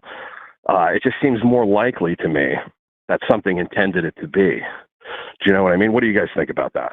I understand where you're going with that. However, I feel like if we're going to do that, then we need to not start with humans, because we understand perfectly well how human beings came about from a starting position of zero, effectively. Like, we understand how evolution works, is my point. You could say that about you can say it about the universe, I suppose, but we can maybe not simulate the universe perfectly, but we can get a pretty decent approximation in computers. Like, the things aren't complete mysteries to us. We understand how some things work, and I'm still not actually sure how God gets fit in here exactly. Like, God is a loaded term that has a lot of meaning behind it to a lot of people. So I guess we'll just say a creating force. I'm not sure how a creating love force. Love that. I feel like there are better explanations, or more likely or plausible explanations. Like, maybe me not being a physicist, maybe black holes all gather together and then become a singularity and then explode outward again, and it's just always been like that. Like, who knows? I feel like but I mean, even if we just talk about, I'm sorry, man, go ahead. Okay, I'm almost done. Whether we believe there is a God, you know what? I just lost it. Damn. No sweat. What were you saying? My bad. You're good. Yeah.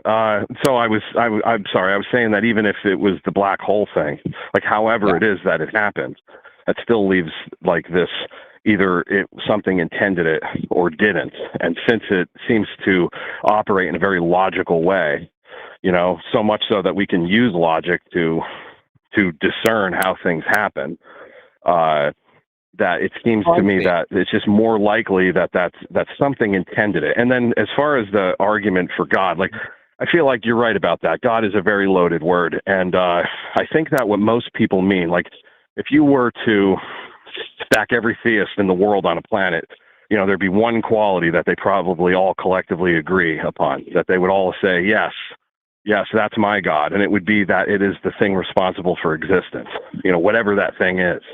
It's like, and then as people try to conceptualize the ineffable, they start to personify it. They start to give symbols to it. They start to try to represent it.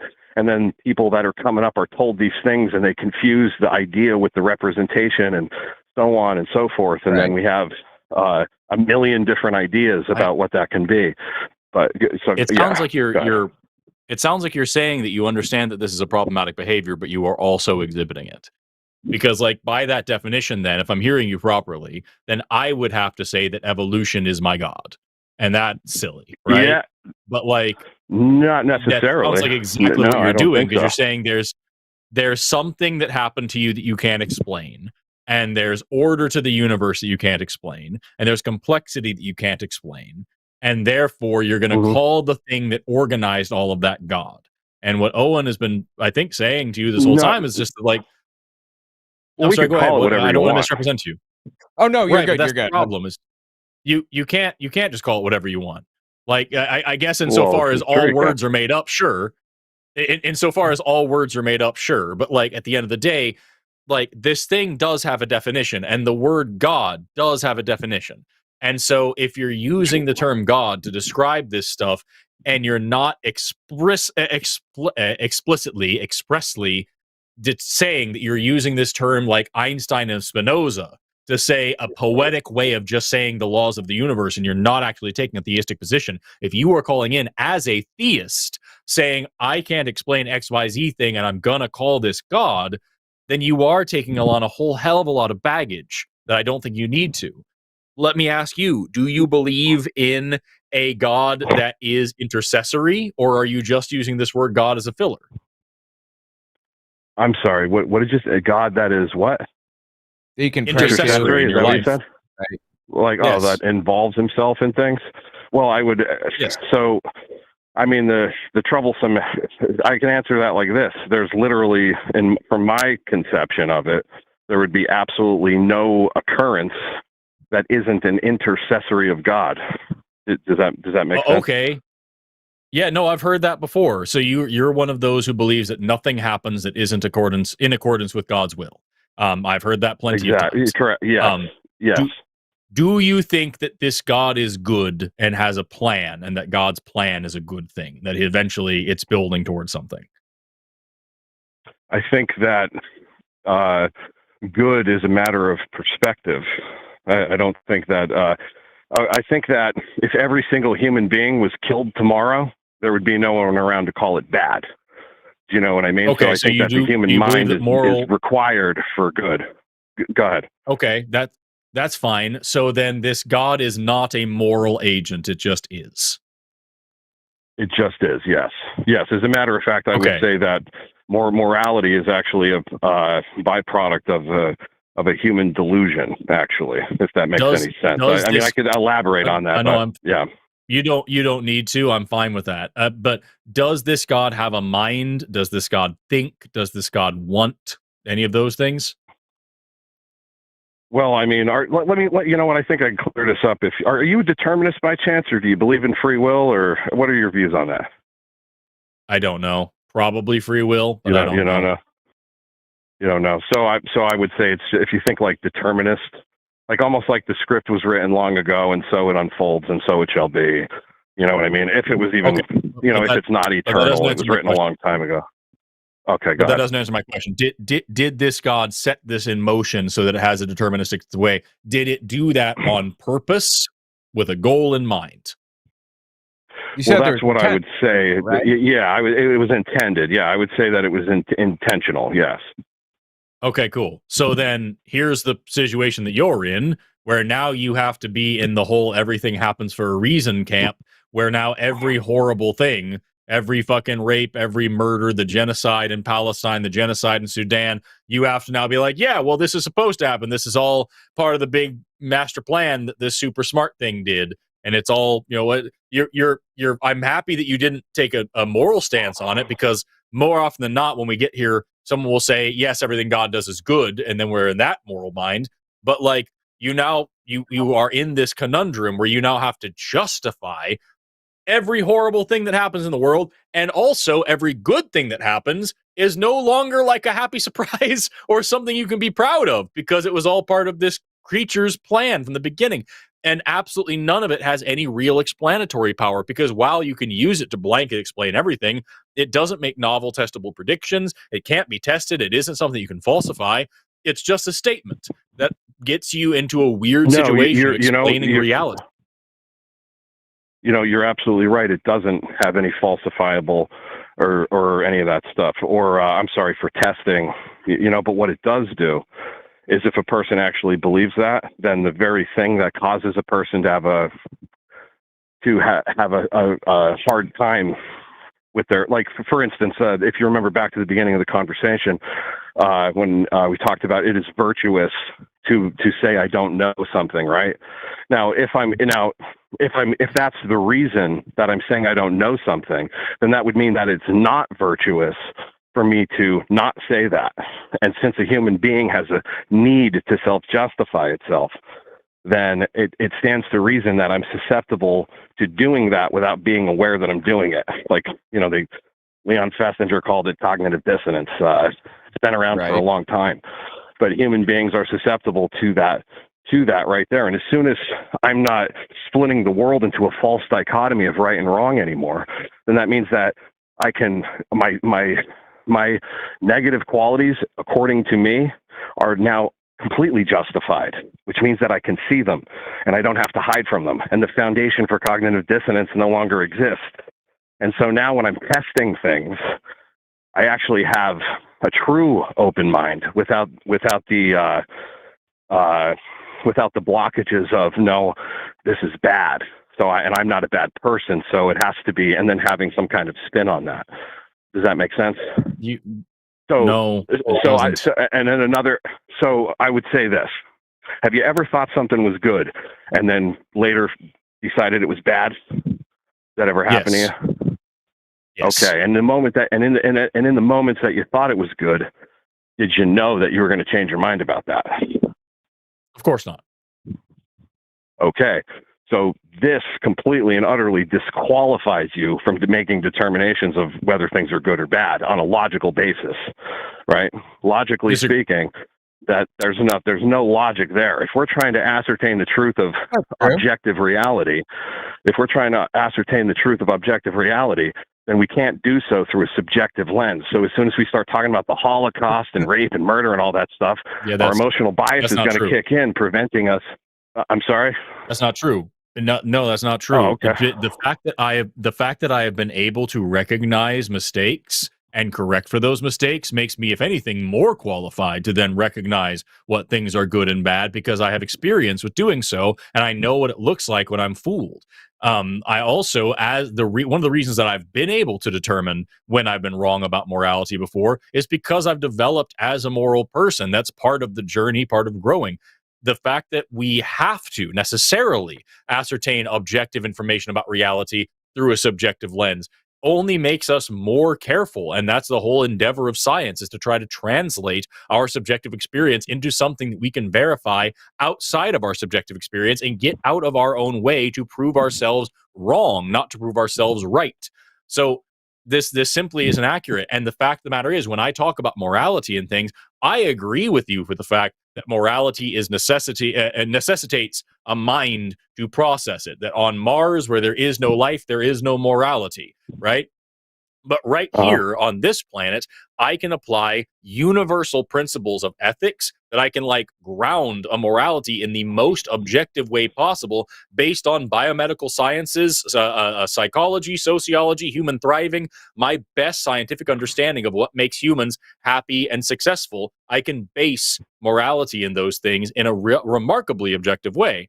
Nothing ever is going to be completely objective, because it is filtering through my brain, but it makes me a whole hell of a lot more qualified than somebody who's on the bottom of Kohlberg's development following a religion because they don't want to go to hell and they do want to go to heaven. Okay, and I would say that you would increase the chances of serving your goal through that, and your goal is to promote well-being, I assume? Among other things, is that sure. Right? Among other things, but can we safely consolidate it all into well-being, promoting well-being? Is that the idea? That's the ultimate goal?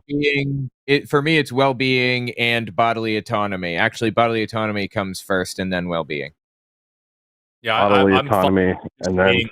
I'm fine with just saying so freedom, like you're saying, like freedom, right?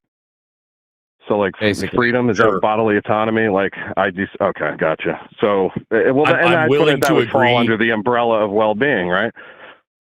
I'm willing to agree to the term as long as we don't have to then go along where you say, well, if you believe in well-being, then you should believe in this, and then I have to now get finicky about the term. So no, that's not what I'm going to do. I have the same metric. I agree with you.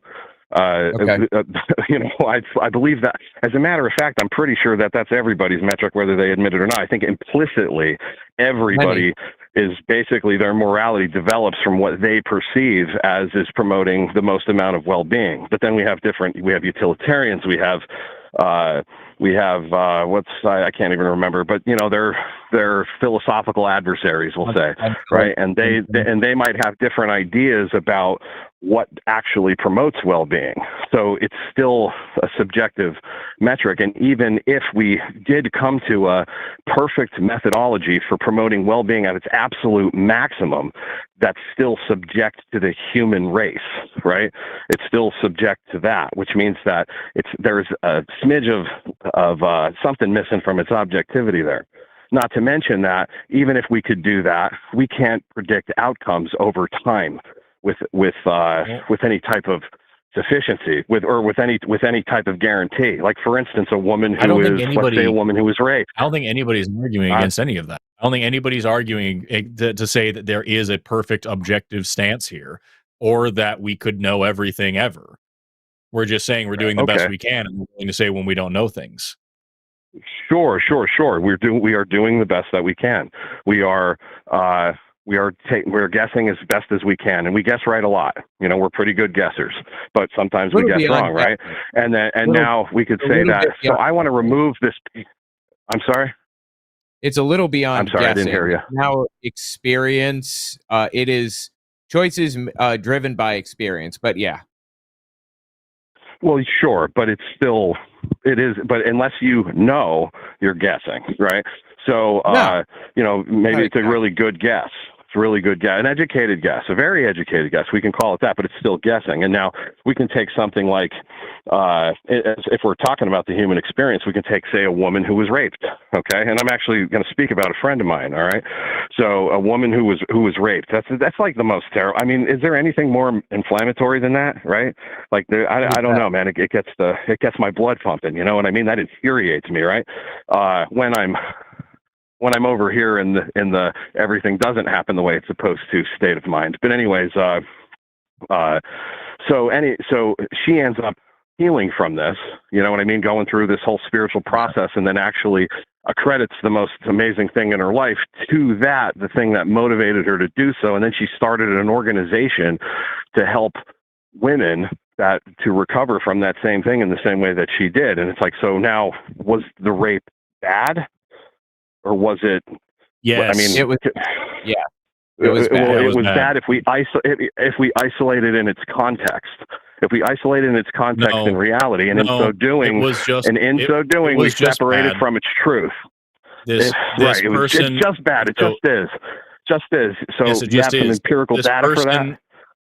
This person was incredibly strong and incredibly brave and able to overcome something awful and do something wonderful with the trauma that she incurred. I find that is often the case, that the worst, most horrible things that happen to us in our lives can be used to be the most helpful to other people. And I'm amazed and impressed and inspired that she's been able to do that. But I am never, ever going to even come close to thinking that what happened to her was a net positive. It was a horrible thing that happened to her, and I'm amazed she was able to make something good out of it. She would disagree with you. The person who and she's welcome to have and she's welcome to have that perspective, and she's welcome to have that perspective. But I think if that's something that helps her, would she have? If that's something that helps her, gotten all? If that's something that helps her get through this in her life, in her emotional processing, in her healing, then that's great for her. But I can say, and I'm not saying these are the same things, but I can say for sure that there are plenty of examples that I've heard on this show of people overcoming suffering, overcoming addiction, overcoming incarceration, overcoming a lot of horrible, painful experiences with horrible fucking coping mechanisms.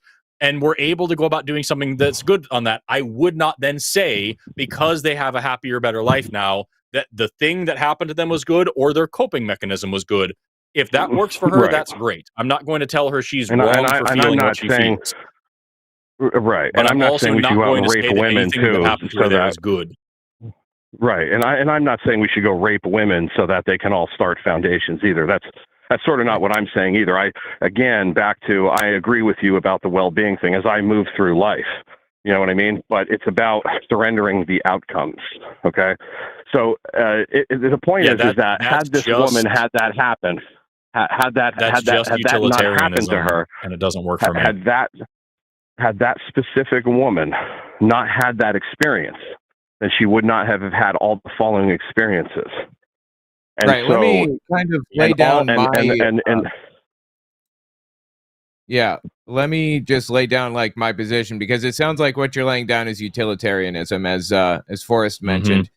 That's why I said maximized well-being with bodily autonomy as the starting point. So whatever is best for society, while respecting people's choices. In that case, it was good for society that she did that, but her bodily autonomy was not respected, and that is kind of a line for me. So that's why I always throw those two things together. That's the biggest thing. Like going through something horrific is bad. What you do with that can be good, but that's not. I'm never going to wish that upon anybody, or even remotely say, "Hey, this is a good thing. This was worth it." That's just not appropriate. With that, we've been on this call for quite a while, and we have 3 other calls left. So, okay. Well, I'll just lean on that back to the initial question, or not the initial, but it seems less likely that all of this wasn't intended. and I feel Okay, like I don't know to by lean what towards the less likely. I don't know by what metric you're measuring that. Creation. I don't know by what metric you're asking measuring the that. question, and then it was either intended or it wasn't. Yeah, Draper, I don't know by what metric you're measuring that, because you don't have any other universes to compare this one to. So you don't know how likely it was that all this just happens the way that it happens. And also, by the way you're speaking about this, I'm going to bet money that you haven't put a lot of time into really digging into how these processes work in the first place and how much they don't need any intercession. So I don't think this is going anywhere at this point. You need intercession. If they already are, if there's nothing that's not intercession, there's nothing that's not. Like there was a cosmic soup at some point, right? Do you agree with that? Let me change the word intercession to guidance. They don't need any guidance. They don't need any of that to do what they do. We have yet to find a single thing that requires that. So you're saying that basically something made this, or this thing just happens, and it flows to all of these outcomes without anything setting it in motion, without any guidance at all. It just happens, like almost like magic, right? If by this thing you mean the universe, no, I don't think it's magic. By this thing, do you mean existence, the universe? What do you mean? Existence, yeah, existence, all of existence, whatever there is, even the things we don't know exist, all of it. It seems to be the case, because I don't know if it's possible for any other circumstance to arise, because I don't know I've never seen any examples of nothing, so I don't know if nothing is possible, and I don't know any other universes out there that look any different than ours. And so what I do know about this universe, I'm willing to say I don't know where it came from, if indeed it came from anywhere. I don't know what the beginning of it looked like, if it even had a beginning. What I do know is that every single bit of it, from the Big Bang to right now, every single bit of it that we have come to understand and learn its processes, they do happen naturally and oftentimes stochastically. And so we're able to say that, like, where stars come from, totally natural process. How stars go through nucleosynthesis, making new elements, totally natural process. How those new elements make things like planets, totally natural process. How life gets started, that's not really everything an we know argument about it, to what totally I'm saying. natural process. Yeah, that's not an argument to what I'm saying. None of that needs anybody guiding it. And so the only argument you can have for this in your case so then is it what would you already happen said, by which magic. is that what you said before this is that no, it doesn't happen by magic. Quit putting words in my mouth. What you already said a minute ago is that this already had... Draper, shut the fuck up. I'm finishing my... the whole thing that I'm trying to explain to you here hinges on this.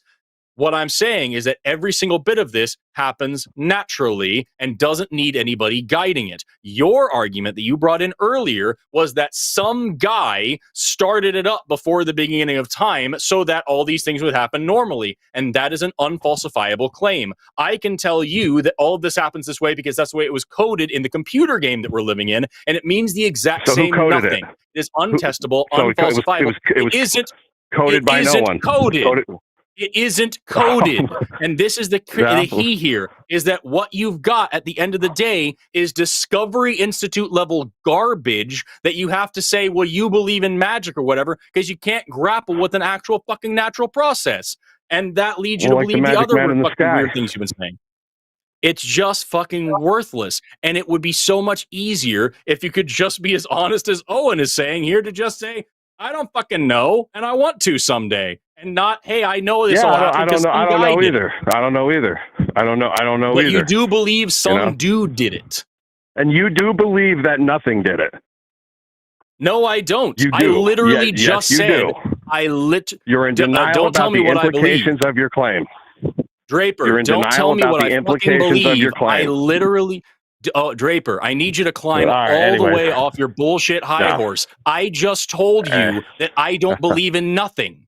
So you don't know what the fuck I believe, and you're making shit up to cope with the fact that you're in a box right now. What you're saying is fucking dumb. Well, if dumb. it's a dichotomous question, and it's not. And it's A or B. Well, it is. No, Well, then what's the third option?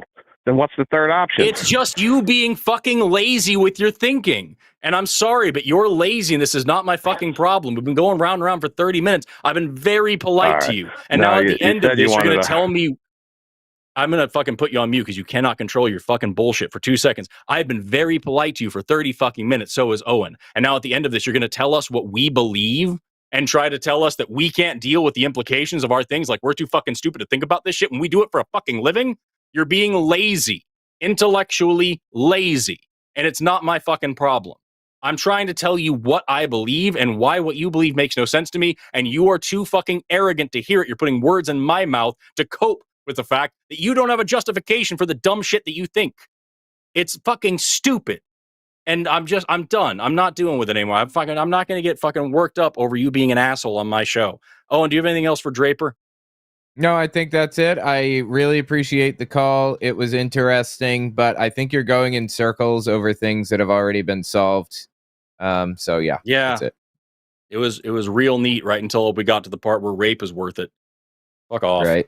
Just the dude. It gets to a certain point where it's like it's just looking for a soundbite, and I'm just not into it. Mm-hmm. Yeah, practically begging at the end, just please say the word magic. Please say the word nothing. No, I literally said the opposite of those things, and then you're going to tell me that I believe it anyway? Get fucked. Right. Ugh. Let's go on a little bit. I hate that was our last fucking theist of the show. That sucks. We've got 3 callers left. We've got one agnostic, one atheist, and one Buddhist who's been waiting for a very long time. We'll talk to the Buddhist person next. But in the meantime, I want to let everybody know that we got some other shows going on.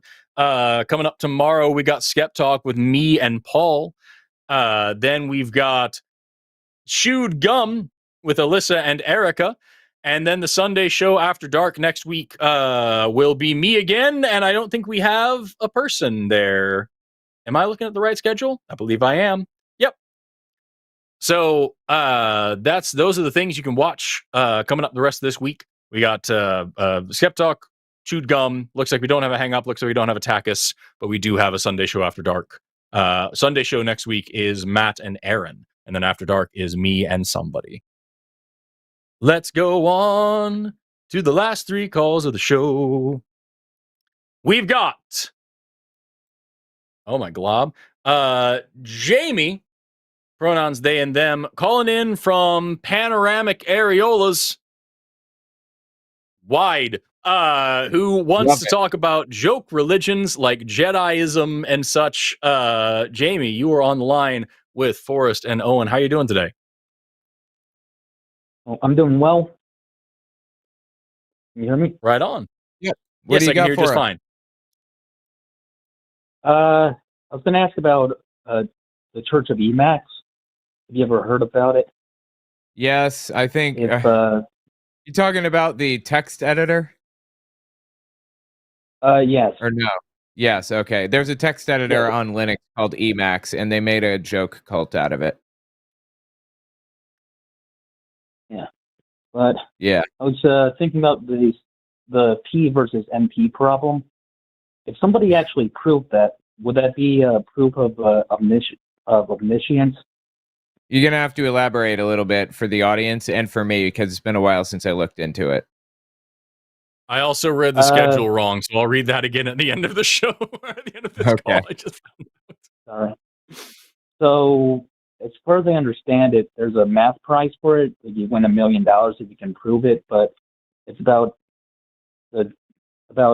computation time, where it's something that can be determined easily versus something that's non-deterministic, and about proving them to be the same thing.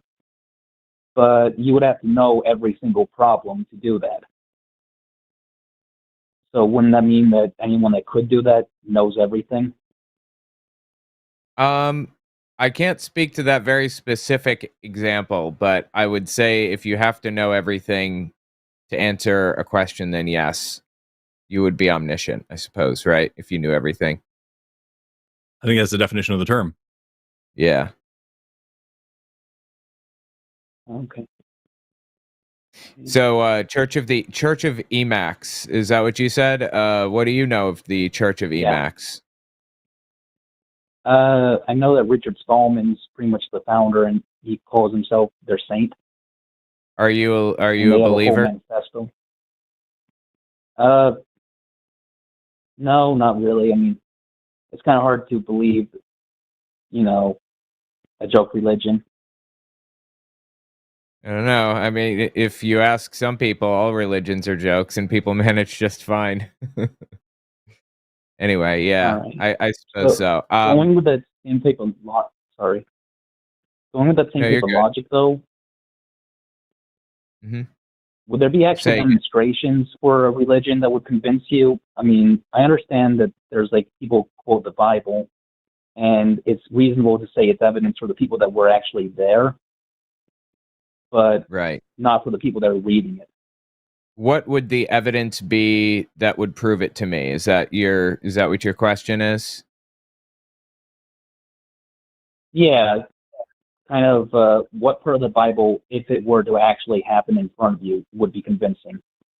I know for a fact that the God of the Bible, Jesus, died for your sins, went to hell for 3 days and all that junk. I know that's nonsense.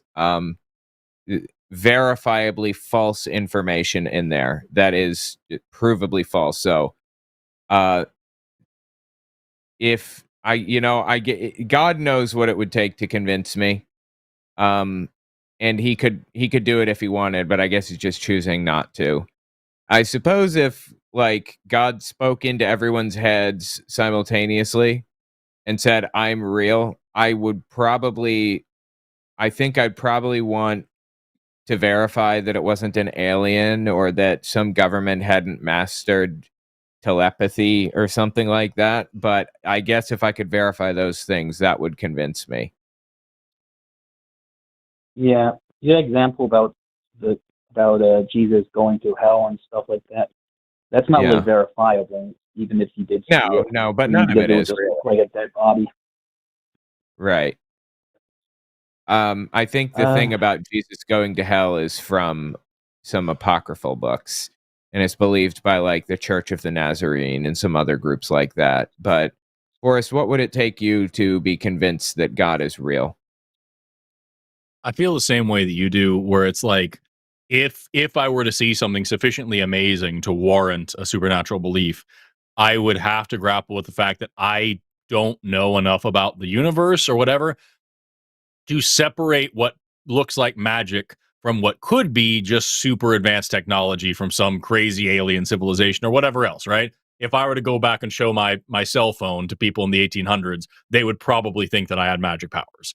But at the end of the day, it would just be technology. So if there is, back to the very first call, life in the universe somewhere out there, and we can say, these guys have the technology possible to cross a galaxy, guarantee they have some children's toys that would look like unbelievable magic to me. However, if there is such a thing as a god, and this god is actually all knowing and all powerful and all these other things that it claims to be, then it knows for sure exactly what to show me that would not only convince me it's real, but answer all of my questions about it. And if it chooses not to do that, that's balls in its court. If the whole line here is that my limited human understanding can't possibly grapple the reality of God, and blah, blah, blah, blah, then it's up to that thing to tell me what's what. And if not, sorry, it's not my problem. Agreed. All right. He could start with $1 billion. We'll start with that. Give me that. We'll start. Okay. If somebody were talking. to actually invent something that was supernatural but contradicted God directly, would that be good for faith or bad for it? I think They'd be neat. if somebody could verifiably produce something that was supernatural, I think that it could very easily prove the existence of God.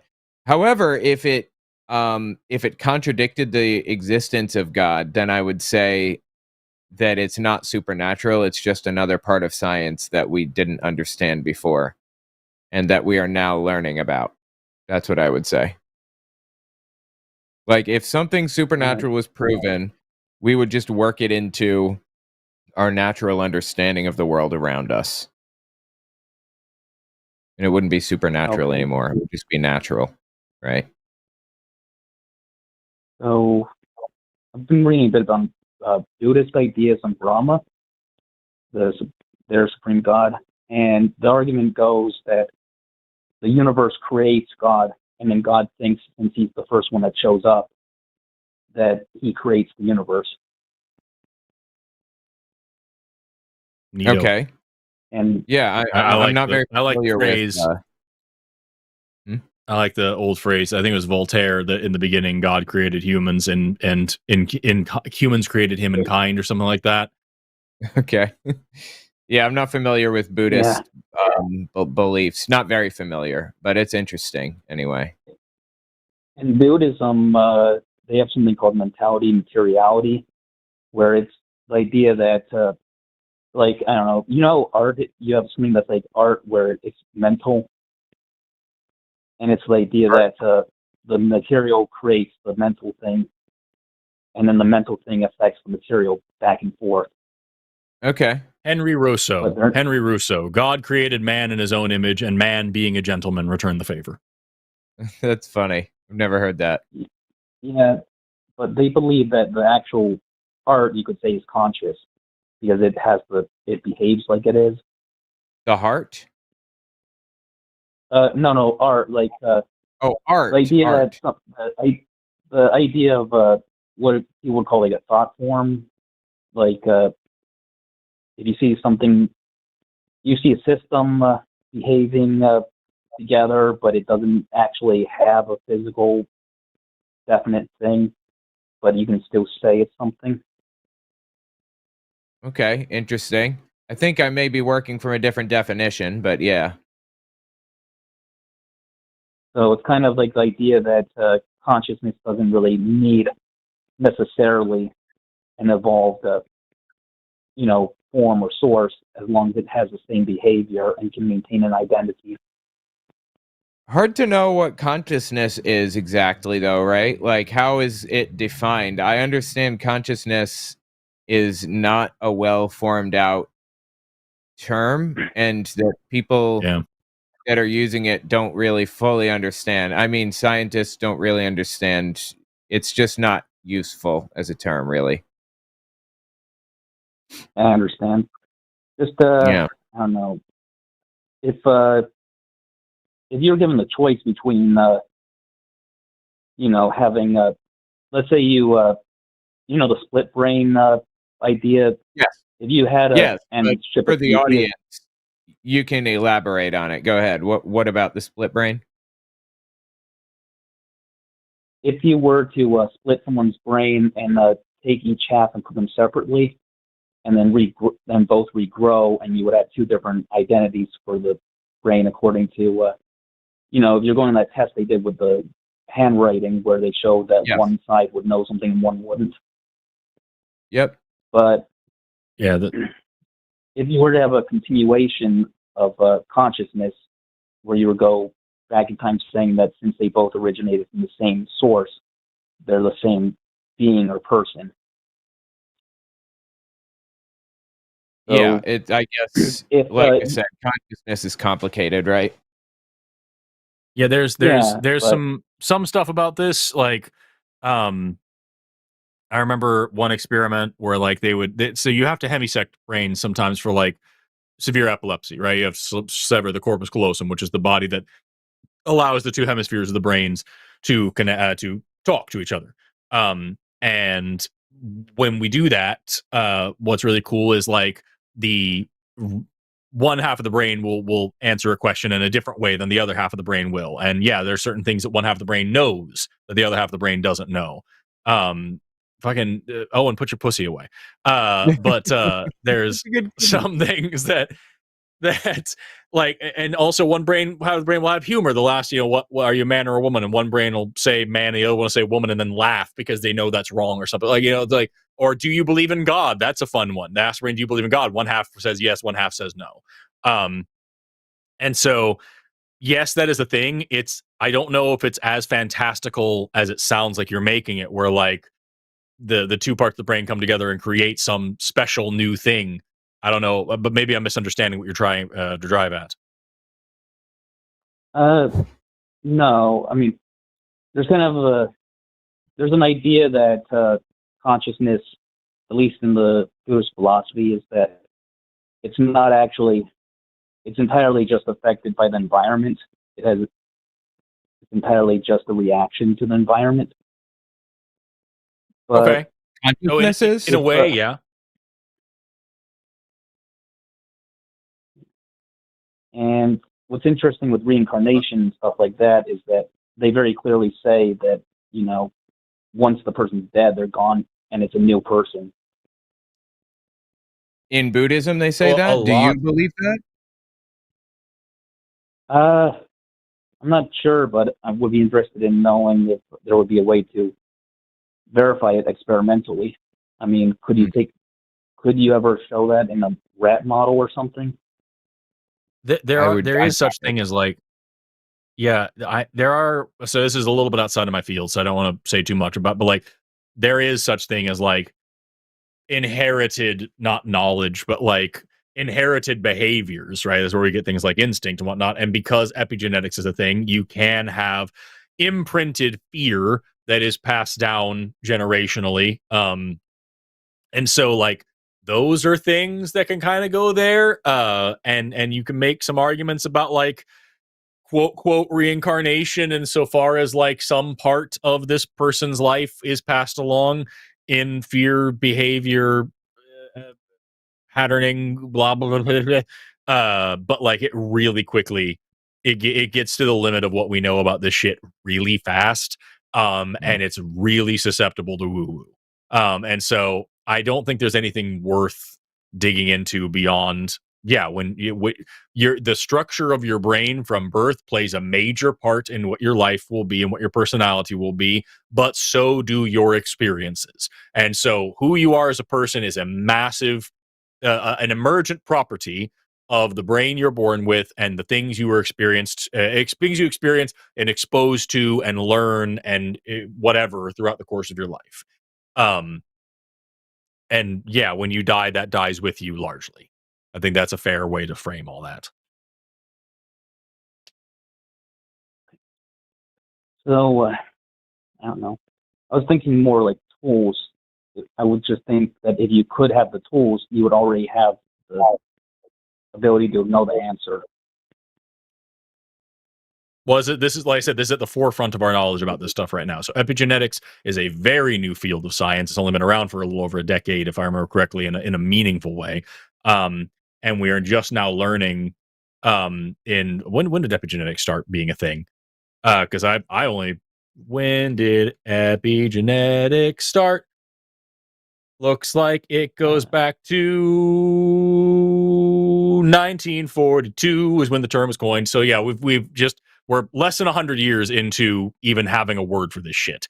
And we are now, as we go along, starting to learn that this is something that can influence behavior transgenerationally, and can influence like your day-to-day life can have an impact on the way your body behaves, the way your brain behaves in more than just a reactive way. It can actually affect what your body is doing in any way, in real sense. And that can be passed on to your children and your grandchildren, and sometimes even beyond that. If it's just between two generations, we call that intergenerational. If it goes on for a long time, we call that transgenerational. And so like, that's a very new understanding of this.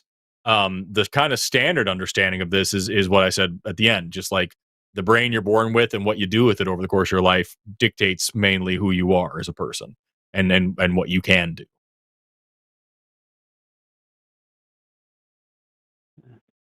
There's some neuroscientist out there that's screaming about something that I'm missing right now, but I don't think I'm missing anything too meaningful. Anyway, does that answer where you're coming from? I don't know. If there was a way of immortality invented, what do you think would be, I guess, the most acceptable means out of the most common sci-fi style? There's various ideas for things. Sorry, I'm not being too clear. If scientists were to invent a way to make people live forever, which way would you actually think would be most likely? Oh, Is there telomere like, elongation. You know, what? Telomere elongation would be a big part of it, and also epigenetic retention is a big part of it. As far as that's so, you have your chromosomes, right? You have your DNA. Your DNA gets wrapped up into a thick rope called chromatin. That chromatin gets coiled up into a thick body called a chromosome. So your chromosomes are storage packets for your genome. And they have certain parts to them. So in the center, you have a thing called the centromere, and that's where the little connector core is, where you can connect spindles of mitotic fibers, and that's how mitosis happens, all that cool shit, right? At the very ends of these chromosomes, you have telomeres, which are just repeating information. They're just redundancies.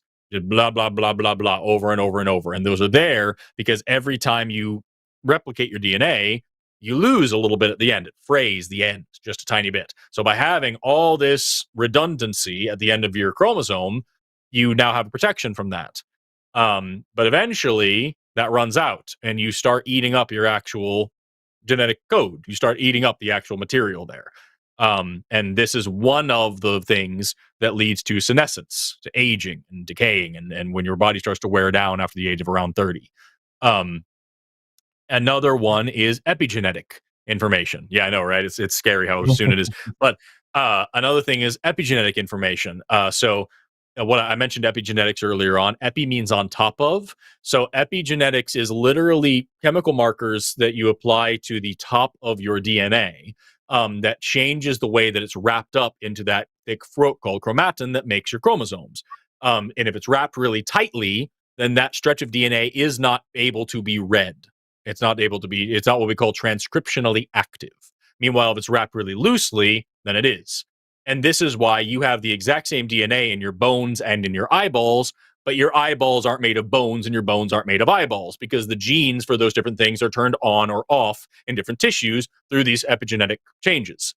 And so we are now seeing also that as you continue to replicate your DNA and go on to your life, you lose some of that epigenetic information, and that also leads to aging. We see that in some truly fucking horrific studies that I learned one time in an epigenetics course, where they literally took rats and just put in this epi drug, which eradicates a bunch of epigenetic information, and very suddenly these rats got very old. Just literally within a week, they aged like 5 fucking years and died weirdly. And so we have a whole class of drugs and treatments and whatnot that protect against these things. We call them geroprotectants. And so geroprotective drugs include epi drugs, drugs that protect epigenetic information, and also there are ways that we can treat gene treating.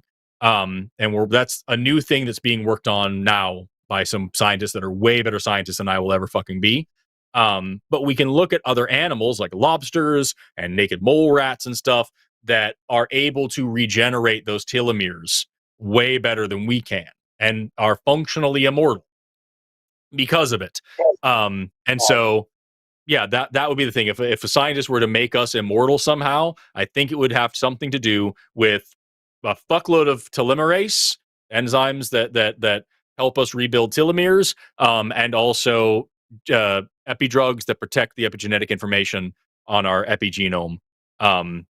Geroprotectants would be the way to go. Okay. Also, I totally just said. If a scientist discovered, if a scientist discovered something like a parasitic worm that literally reversed time, what would that say about the possibility of God? If anyone infected by the worm literally just, anytime they got older, the time just reversed. It would say jack and shit about God, as far as I'm concerned. Okay. Wouldn't it be shocking, though, that something like that could evolve at all? It would be neat as all shit, yeah. But, we're constantly shocked by what kind of things can evolve. We've yet to find something that is totally unexplainable, though. I think there are lots of things that we don't explain or haven't explained. I don't think there's anything that we can't explain out there. I've yet to see anything like that. How would you explain that if you saw it? I wouldn't know how to do it because I'm not a physicist, so I don't understand how time works as well as they do. But I would want to get a biologist that's better than me and a physicist together to talk about that. But as far as like things that can reverse aging or can do incredible things that bring back some sort of neoteny, yeah, that's not terribly unheard of, I suppose. But a true actual time reversal worm, as far as I know, would violate the laws of physics. So I have a lot more questions for a physicist than a biologist about that one. Okay. What about anything else that works on like a principle that would be, I don't know, not really directly, most physics, you can say everything's all linear. One thing directly impacts another thing, but something that works on like a principle of, I guess you would say like nonlinear, like I think quantum physics with, particles disappear and reappear, but that has to be linear somewhere. I don't know. I'm not. I have done. I watched a few quantum physics lectures in my time, but it's nothing that I would even feel comfortable repeating on the internet. I could repeat it verbatim what they said in those lectures, and I wouldn't feel confident about it because it's just not my area of expertise. As far as I know, though, it's not as linear as anything else. And I think it was Niels Bohr who once said, if you have not been profoundly shocked by quantum physics, you have not understood quantum physics.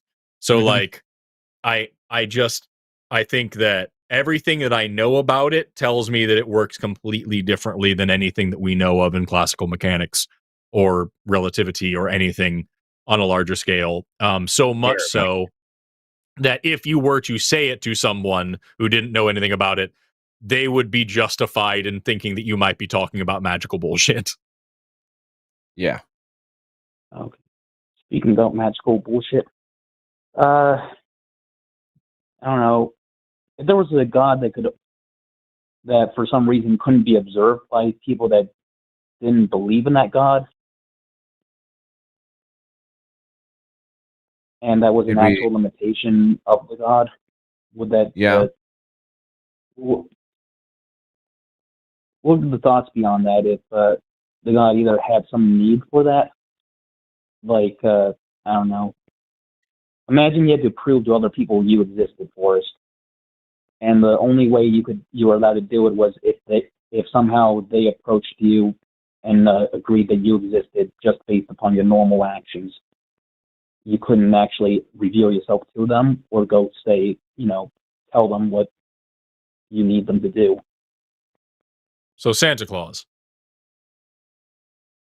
You have to believe it when he's there. Really. Not really like that, because is that not the whole thing? Santa Claus isn't really. He doesn't have the need for that. I'm saying that let's say you wanted to live your life and people would not interact with you otherwise, and you would basically be the same as a destitute homeless person. Is this what you're suggesting God is? Because I'll be honest with you. What if? I don't know. I don't know what if. Unless this is what you're arguing your God is, it doesn't really, it's not for me. It's not really, I'm a scientist for a reason, because I just sitting around thinking about things like this doesn't do anything for me.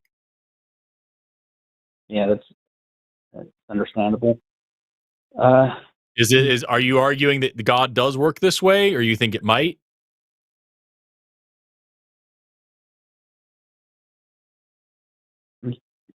I'm just thinking of there's Buddhist ideas that they say some of the monks can see supernatural things and have clear evidence of it, but only after they do meditation and other practices. And okay, then how would you explain people who deconvert?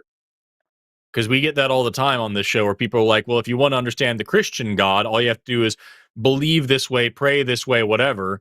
And we have an abundance of people who did believe that way and did pray that way, and now have learned why they were inerrant and don't believe those things anymore. So if believing in it gave you the proof, then you should have no one who ever changes their mind. Not necessarily, because Buddhism has philosophy with it. there's an idea of what they call anti-theism, which is that you should never really be subservient to any god, and someone could Dig into that. deconvert by essentially what was that? I said I'm big into that. But it's kind of the idea that the god is there, or other lesser gods are there, but it's a belief philosophically, not actually, believing in the sense of becoming their follower, their servant. And Okay. someone could leave Again, the religion because they. Are you saying that this is how God works, or are you just saying what if? I don't know. You would actually need one of those around to say that. So you can't say unless you have one to show to a person, and then someone would ask you how you got them to show them. Yeah, this just doesn't really do anything for me, because, like, what if, what if God is actually all around us all the time, but is just so fundamental to the universe that we don't even notice it, the way that a fish doesn't think about water, we don't think about God. What if? What if God is real and is controlling everything in the whole world from the inside of a camel's asshole on the other side of the world? What if? There's a million what ifs, and it just doesn't do anything for me to sit and like wonder what if all day long. If you have a reason to say that this God does exist and these are those reasons, we can pick apart the thought about it. But otherwise, I'm just not really into it. I'll give you the last word, though. It's been 27 minutes. We got one last call and we got to move on. But if you have anything last that you want to say, I'm down for it. Yeah, my last thing is just that kind of view on it's a little bit unhelpful. Kind of a what if thing would be what would you do? What kind of experiment or thing would you set up to do that, and then or quickly dismiss it? I think the better question would be, is that worth testing? Because, like, the thing about experiments, I can sit here and do experiments all day long on random bullshit. It doesn't get me anywhere. You need to have a reason to question in the first place of something that you were trying to learn. Otherwise, you're just pushing random buttons to see what happens. And I'm all for curiosity-driven science. It's made amazing discoveries for us that have helped millions of people. But even curiosity-driven science had a question in mind that was worth asking. It wasn't just random bullshit. I'm going to poke this lizard and see what it does and write it down, right? And so if we say, well, what if God is this and what if God is that and all these different things, then you're going to spend your whole life answering questions that may lead you nowhere. In fact, almost all of them would lead you nowhere, and you will have no idea whether or not your experiments were even useful because you have nothing to compare them to. You have no metric to actually judge whether or not anything you did was worth a damn. You just checked to see if maybe God might be this weird thing without ever wondering if this weird thing is even possible to be this God. You're just wasting time. So it doesn't work for me. Right. If it's something that philosophers can sit down and do and have lots of fun with, but for me personally, it's just not worth the time to worry over when there are real things to worry over. There's a lot of real serious shit that we can actually be dedicating our time to. And I think that's where we should be focused on, not just maybe God is in a camel's butt. If having actual experimental evidence would be a good reason to believe in God. Yeah. If you had evidence for a God, I'd want to hear it. But it would need to be actual evidence, not just feelings, vibes, dreams, emotions, visions, or some sort of perceived logical necessity. It would need to be actual evidence. If a thing exists, there should be a sign that it exists. I'm sorry. What if you had evidence that you could not say to a person because they would never remember it? As in, you clearly had it, and the other person would not remember it. Again, what if I believe there's an X-Man mutant with that power that people forget that he exists the second they aren't looking at him. What if that was real? It'd be really neat. What if it wasn't a god? What if it was the Easter Bunny? That the second you weren't looking at the Easter Bunny, you forget that it exists, and that's a magic power that the Easter Bunny has, and that's why you don't believe in the Easter Bunny. What if? It doesn't get us anywhere. Because if I say that, then I can say, oh yeah, then that god would be real.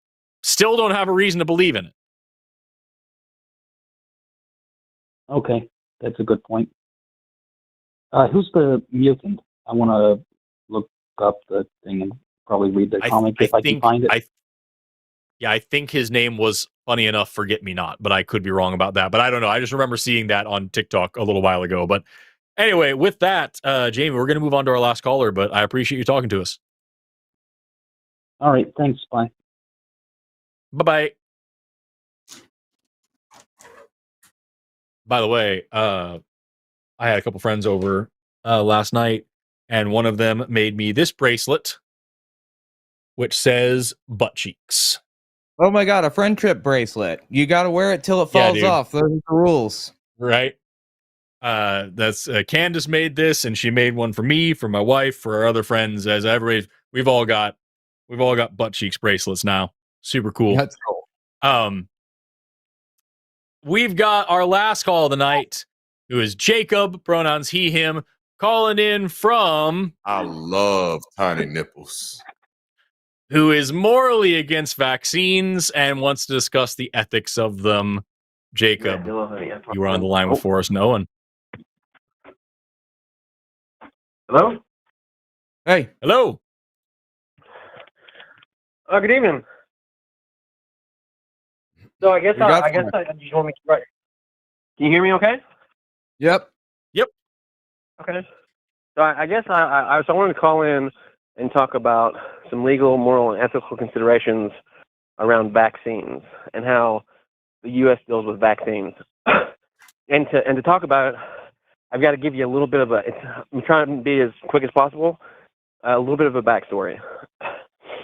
And I don't know how many people know this. I imagine a lot of people do. In 1982, the laws were rewritten so that vaccine companies no longer can be sued for claims against them for injuries. This was in 1982. It's on all of the government websites. That is a little bit disingenuous, but okay, go on. I got the quote. I mean, I can read it directly from the website. They created a fund where they sue the government, basically, and the vaccine companies pay into this fund. So it's not that they can't be sued, it's that it's managed by the government, I believe. They created a whole new tort system. They created a whole new law system. So, like, if you're injured by any other drug, like Purdue Pharmacy got sued for $7.4 billion for the opioid pandemic, you sue them directly. And vaccines are the only thing specifically that has its own tort reform. That's because vaccines are the only things really that are required for people to get by law in some situations. Well, right. But why wouldn't you want the payout, though? Wouldn't that keep the system honest? We're in a capitalist society. You do get the payout from the government, not from the vaccine companies who are paying into that fund consistently to make sure that it's funded, basically. So why would we do that, though? Because we are legally required to get vaccines in some cases. But why wouldn't we hold the vaccine companies responsible for the product they make? When in every other case, they do. We do not. They do, but also the government is telling you, because the government is the one telling you you need to get this vaccine for the situation, so the government is the one who's handling the lawsuit.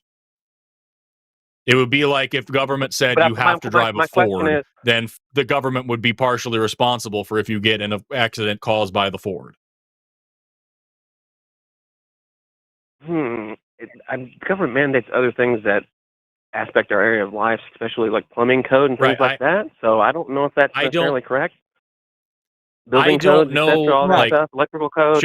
Just to be clear, Jacob, I'm not a lawyer of any kind, but I do know for sure that even if this was as nefarious as you're trying to make it sound, it wouldn't be even anywhere close. I'm in the middle of a sentence. Even if this were as nefarious as you're trying to make it sound, then it still wouldn't be anywhere close to the most nefarious kind of legal bullshit that I've heard of. It sounds more like protecting corporations than protecting vaccines.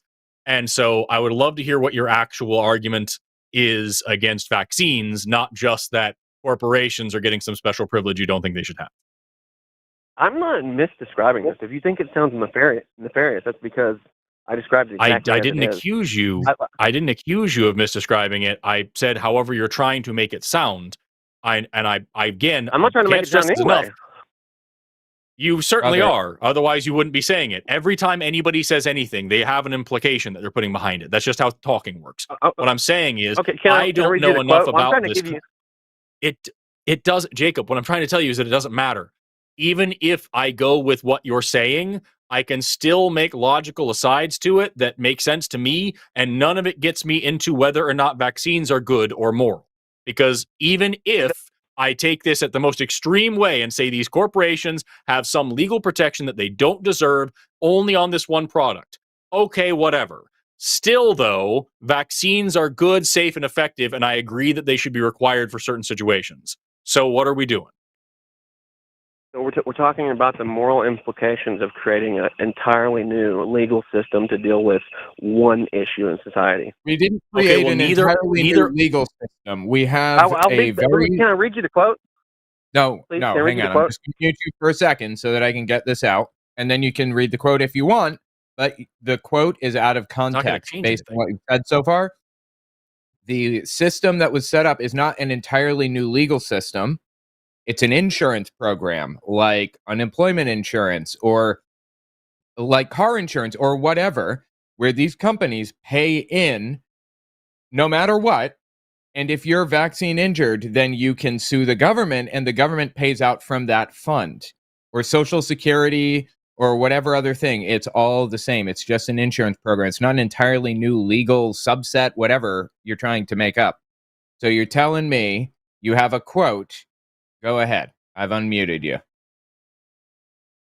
Yeah, I've got a quote. I'll give you the website. The website is it's a Don't need the government website. resource. Give me the quote. National Library of Medicine. Let me read you the quote. So it says here,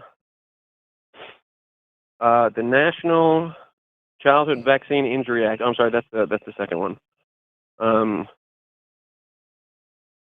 Manufacturer is not liable for harm caused by a non-defective product due to its inherent or unavoidable dangers. Thus, if it is properly manufactured, vaccines will cause harmful side effects in some portion of recipient population. The manufacturer of the vaccine is not liable for those side effects. The principle is the subject of the comment to K, section 402A, and it talks about the legal torts they created specifically for this. That's correct, but did you read the next section or wherever it is in those sections where it says the government will pay out and the vaccine companies have to pay into the fund? Why are you ignoring that part? I'm not ignoring that part. I just... Well, then, are you going to read it then? I just because it completely changes the context of everything. I'm not denying that. I'm not denying that whatsoever. Okay, then it invalidates your complaint entirely. So what's your complaint then? My complaint is that we created an entirely new legal system to deal with this one specific... No, we didn't. I just read you a quote from a government website. Just to be clear, a manufacturer is not liable for harm caused by a non-defective product due to its inherent or unavoidable dangerousness. Thus, if a properly manufactured vaccine will cause harmful side effects in some portion of the recipient population, the manufacturer of the vaccine is not liable for those side effects. This principle is subject to the comments, and then it goes on and on and on. And so I'm pulling this also from the National Library of Medicine. This is about vaccine supply and innovation, Chapter 6, liability for the production of sale of vaccines. So a couple of key terms here. Number one, it says they are not held liable for a non-defective product due to some unavoidable danger. So they're talking about the fact that they made this product properly, they did not fuck up on their end, and something that was unpredictable and unavoidable happened. They can't be sued for that. That sounds pretty fucking reasonable to me, considering the fact that every single medicine ever, no matter what, has a side effect, and in some tiny portion of the population, every single medicine ever will have a serious or adverse side effect that actually causes some real harm. Every medicine ever, period.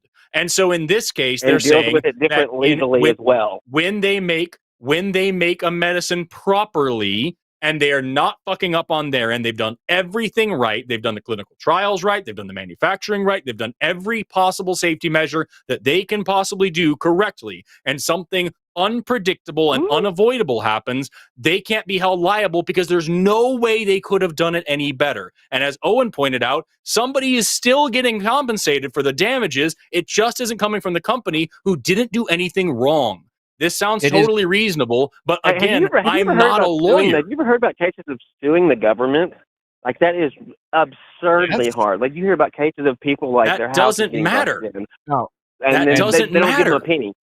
Suing the government is so much more difficult. They're creating a higher barrier. Jacob, again, as I said earlier, if the argument is that the legal system has some issues or the government has some issues or there's corruption here or there, no argument from me. But what you're calling in to say is that there's some special protection here. It sounds like it's reasonable to me. I'm also not a lawyer, so that's the end of what I can talk to about it. And as far as I'm concerned, as far as what I'm telling you, all of this aside, again, even if I agreed with the way that you're framing this, which I don't, but even if I agreed with everything you're saying, it doesn't change the fact that these vaccines are safe and effective and they should be implemented in the way that they are being implemented. And also, you started out by reading a quote, and then you backed up to admitting that you left context out. I just want to you guys. No, Owen. No, I was. Hold on, brother. Look, I'm gonna get my sentence out. I swear to God. I just want to force a concession here because you very clearly admitted that there is remedy for this problem. There is a solution. You can be made whole, and it's the vaccine companies paying the government into this fund. And it's not a normal lawsuit where you sue the government, as you implied. You are claiming that you require this compensation. It's reviewed by a judge, and they say, yes, this person deserves the compensation. It's not anywhere near how you're portraying it. And I just want to force the concession that you completely butchered the way that this actually works, and that you know that you butchered the way that it actually works. Can I get that concession from you? Owen, I was getting to the context. You jumped the gun. No, you weren't. And you're arguing against the straw. Can I speak for a moment, please? You're arguing against the straw man. I never denied that there's a fund. That's actually my second quote. Was from the National Institute of Vaccine Fund Injury. I have that quote as well. So I have the exact context you're bitching at me for. Because you interrupted me. Okay. All right. As the host. Yeah, no, it's as the host. Owen's such a jerk. Go ahead. I'm not saying he's a jerk. I like Owen. I love Owen. I'm following Owen I've been following both of you guys for a while. I just think this is interesting. And I'm not denying any of that. All I'm saying is I think it's fairly obvious that if they don't apply this to any other cases in society, legal code, or I'm sorry, plumbing code, electrical code, any other kind of code that the government dictates that you just to be interact clear, with. Just to be clear, Jacob, do you agree with what I said a minute ago? Because what I said a minute ago was, even if I agreed with you, even if I took this all exactly as you're saying it, everything you're presenting me, I'm like, yes, completely 100% correct. I agree. This is terrible, whatever. However, vaccines are still safe, effective, well-tested, well-regulated, and should be implemented in the way they're being implemented. Do you agree with all that? Except for the cases where people get injured, yes. Okay, but now let's talk about that for a second. Hold on. They are safe, they are effective, they are well tested, they are well regulated, and they should be implemented in the ways that they are implemented. And you threw in, except for when people are injured. How do you make sure no one is injured from a vaccine before you give it out? Not a single person. When I was researching this, I couldn't find any studies that gave the same schedule and the same dosage. So they would give basically singular doses of singular vaccines, and they would try those, and then they combine them all together, combine multiple of them together, and we'll give you 3 at once. And they don't study like the multiple injections. That's not what I asked you. I asked you, I asked you, how do you, if you were a vaccine manufacturer, you make a new vaccine, how do you make sure that you can put it out to the public and not one single person is ever going to be harmed by it? How do you do that? That's not possible. You're asking me to do something impossible. Exactly. That's what exactly. Christians do. So what I said a minute ago, I said that they are safe and effective. They are well tested and well regulated and should be used the way that they are currently being used. And you interjected, except for when they hurt people. Fucking duh. Of course, when they hurt people, it's not a great thing. But what I said is that they are safe. What I said is that you think it's never talked about when vaccines fucking hurt people? What do you think VAERS is for? Not in the general public, no. Not in the general public, no. No, not at all. I've never heard it talked about in the general public. Okay, then get more doctor and scientist friends, because I get talked to about it all the fucking time. That's what biomed school is for. You learn about this shit. But if the government's mandating for every individual needs to know. It doesn't have to be out in the general public. What do you think the damages from radiation and chemotherapies are? What are the cost-benefit analysis for those things? Are they in the general public? What about hip replacements? What about LASIK eye surgery? Are these conversations the general public is having about these concepts, these ideas, these treatments? No. There's stuff that only doctors and medical students and biomedical students are going to talk about. So just because you don't hear people talking about it doesn't mean it isn't taken very fucking seriously. That's the whole point of theirs. And anti-vaxxers won't shut the fuck up about it anyway. It's in the public. Exactly. Yeah, that's all BS, though. They're all BS. Vaxxers, I agree. Agreed. Yeah, I don't agree with the anti-vax stuff. But if you're getting mandated that your kid take 56 vaccines, 56 shots of vaccines, 18 different schedules, they should inform you that there is a risk of harm. And this is the They do okay? tell you that. They do. They didn't. I didn't get notified that whenever my child got vaccinated. You had gummy bears in your ears or something. They did tell you that. It's written on the papers. Yeah. They absolutely. Did you sign? 3 pages of legal documentation. Did you sign conform? Did you sign informed consent paperwork? I would imagine so, but you don't know the content of that. Yeah, and you know what was on there? Risk analysis. So sorry you didn't read the shit you signed, but yes, this was brought up to you. I knew that. Everybody knew that. There's some degree of danger. That's not being brought up. Brother, everybody knows that there's some risk with vaccines, but the reward far outweighs the risk, like far and away, not even close. Yes. So I don't like. I'm sorry. What would you tell the mom? The risk is effectively irrelevant unless you have an allergy to eggs or soy or whatever other little things that are in vaccines. It's basically completely irrelevant, but it's there anyway if you want it. Let me ask you this, Jacob. If you go to the doctor, if you go to the doctor and they give you a vaccine that is known to be responsible for 56,000 emergency room visits every year, 2,600 hospitalizations, and 500 deaths annually.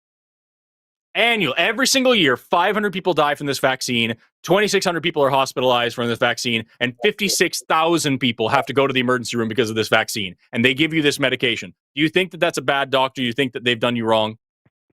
No. No. Okay. Why not? Because I believe, if there is not the person that's giving me my child the vaccine is not verbally informing me, then I think that's a bit negligent. Okay, so a doctor gives you a vaccine. If a doctor tells you, let's say you can get a vaccine off the shelf at Walgreens, right? You can just go down to the Walgreens and pick up a vaccine and give it to yourself. And you go to the doctor and you complain about some issue, and the doctor says you need to go try this whatever vaccine. Just go take it. And doesn't give you all the informed consent, doesn't tell you everything about it. They just say you should go take this drug. And this drug happens to cause 56,000 emergency room visits, 2,600 hospitalizations, and 500 deaths a year. Do you think that that is a good doctor, that they've done you wrong? That's not a percentage. You gave me numbers, so I don't know the percentage. I'd have to know the percentages. So if that's like 0.1%, you know what I mean? of the people who but take I mean, it. Yeah, like you gave me raw numbers. I need percentages if you want me to make like a moral claim or something. So just so you know, the fucking COVID vaccines and shit are significantly safer than the raw numbers that I just gave you. Okay. Let me ask you this: do you think that a capitalistic society would study people who have natural immunity and publish it? I don't think natural immunity. I'm not. Yes, First of all, yes, they would. Second of all, I guarantee you're using the word natural immunity wrong.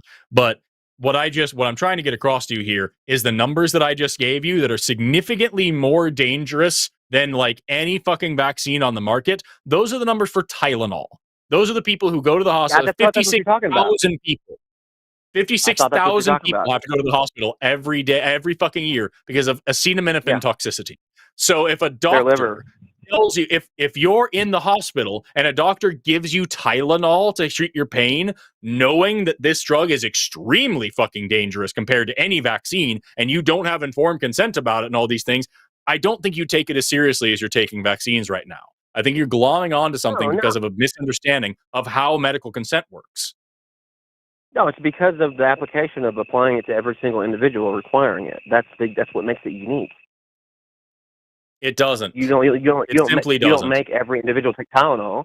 If you have a child and you don't want to be informed about the risks that, like, if your child takes something brother. You are informed, and Jacob, you are informed, and the risks are minimal. The risks are tiny, tiny, slim to none. And yes, every single medicine, as I said earlier, every single medicine has inherent risks. Every single one has adverse side effects in some population. And you absolutely were informed about those things before you took any vaccine or had your children take any vaccine. But those risks are so tiny, and the rewards, I don't think you were paying attention. I think you need to call your doctor and ask them to bring up those consent forms. I was getting my child vaccinated. That's calling me a shitty father. I really don't appreciate that. I think you need to call your doctor. I was very aware of what was going on. I think you need to call your doctor and ask them if they can bring up those consent forms for you. I think you need to call your doctor and see. Okay, I think you need to call your doctor and see if they can bring up those consent forms for you to prove to you that you did, in fact, have some documentation laying out, even just in layman's terms, what the risks and benefits were for every medication that was being given to your child. But beyond that, and if they didn't do that, it's buried in paperwork. Yes, so you should have paid better attention to the paperwork you signed. Sorry, what percentage? Do you think that's a good way to get information to the public? That doesn't matter. The fact is you were given the opportunity to agree to it.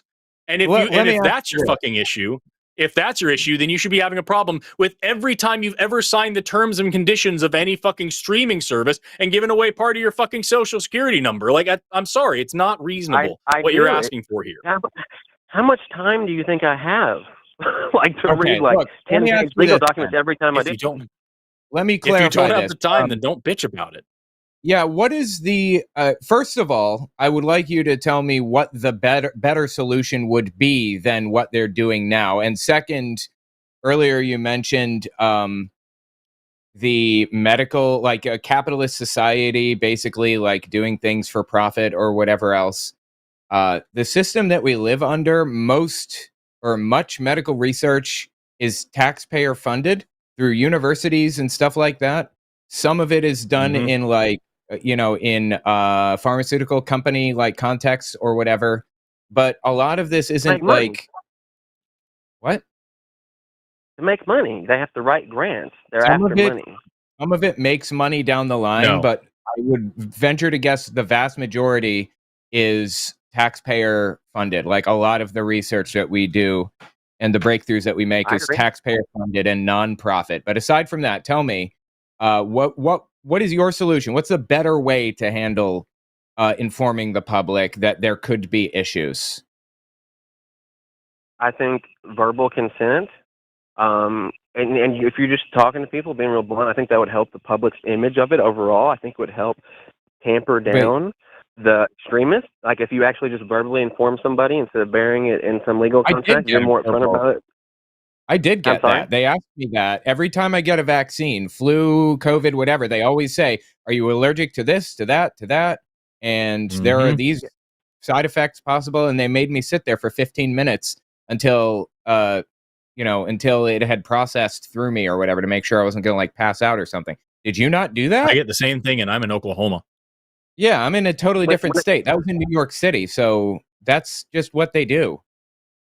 Whenever I had my child, I remember researching this a little bit. I was reading about the schedules and things, and I don't remember coming across this information back then. I spoke with the doctor about it. I spoke with the doctor about actually extending the schedule so it's not on such a tight schedule.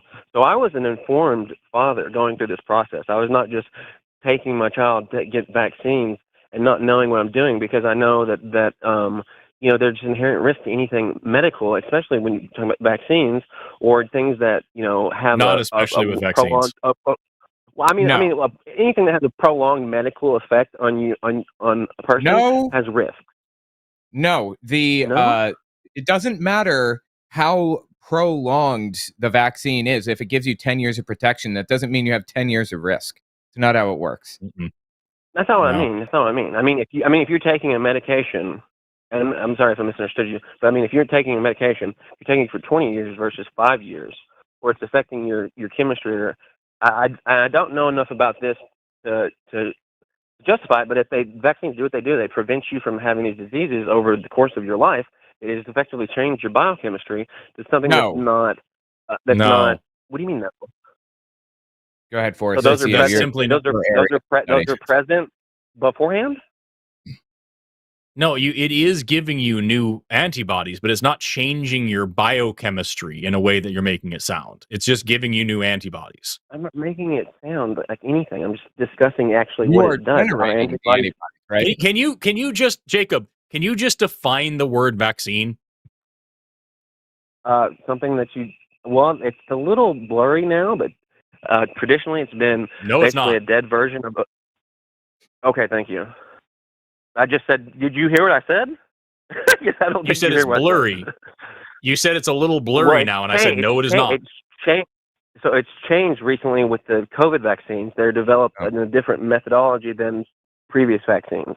I heard the doctor that helped develop them speak on that subject. Have you not heard him speak? It was kind of popular whenever COVID was going around. I think Forrest actually froze. I think we're waiting for Forrest to come back. I don't know which doctor to whom you're referring, but the mRNA vaccine, is that what you're talking about? Yeah, the mRNA vaccine.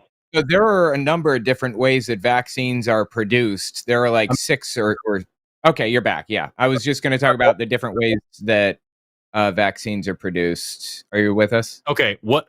Yeah, I think so. What was the definition that you gave, Jacob?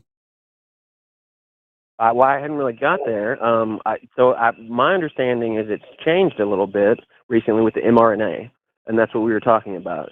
Is that the definition? I believe we're kind of getting into that. It used to be dead antibodies or dead portions of a virus that had an effect on your immune system for prolonged periods, whereas now it's changed to include mRNA vaccines and things that your body processes to make antibodies.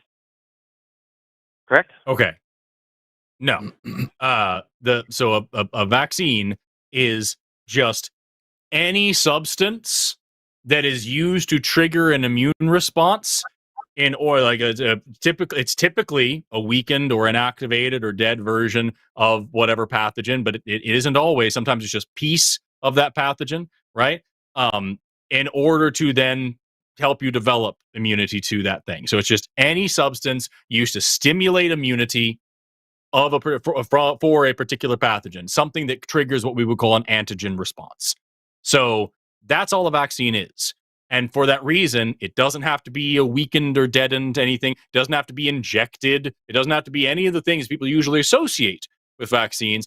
It's just any substance that is deliberately administered in order to trigger an antigen response so that you start developing immunity to whatever this thing is, artificial immunity in this case. So when we talk about grade on my response, sorry, go ahead. Go ahead, Forrest. Well, I'm trying to figure out like where the issue is here, because you're talking about all this shit about things that you are even admitting you don't have a full comprehension of, and we're talking about something that is just has been a standard practice in medicine for hundreds of years now, like just something we really do understand front to back. 1982. And mRNA technology is a new way to do it. It's very cool, but it's not changing the definition of vaccine to include that at all. And also, mRNA is, if anything, a lot fucking safer just by the way that it works than other forms would be. Short term, we don't know the long term effects. Oh, please. Right? I mean, we have projections. We have projections, guys. We have projections. Who do you think? Who do you think knows more about the long-term effects and whether or not they are worth the time to invest in? Because mRNA technology has been around for a minute. It isn't until recently we started rolling it out, but it's been studied all the hell. So, like, do you think that these great biomedical scientists and vaccine researchers know what the fuck they're doing, or do you think they invented this crazy new technology and rolled it out just for funsies with nothing but projections to go on? I don't know how you would have anything other than projections if you're talking about future disease developments in the population that was vaccinated. I don't know how else you would be able to gather that data, because we don't have a perfect computer simulation of the body and its chemistry. So you would be running off. That's you can't do anything other than that, Forrest. Can you give me one example? Can you give me one example of how it is possible for an mRNA vaccine to have longer term effects or longer term life in the body or anything like that than any other kind of vaccine, like a traditional dead or weakened virus version that you're talking about?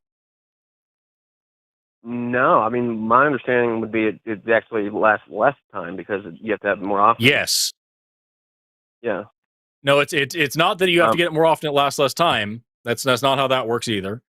But I'm talking about the mRNA vaccine as opposed to a dead or weakened virus. Can you tell me any way in which the mRNA vaccine would have more long-term side? Is it even possible for that to be the case?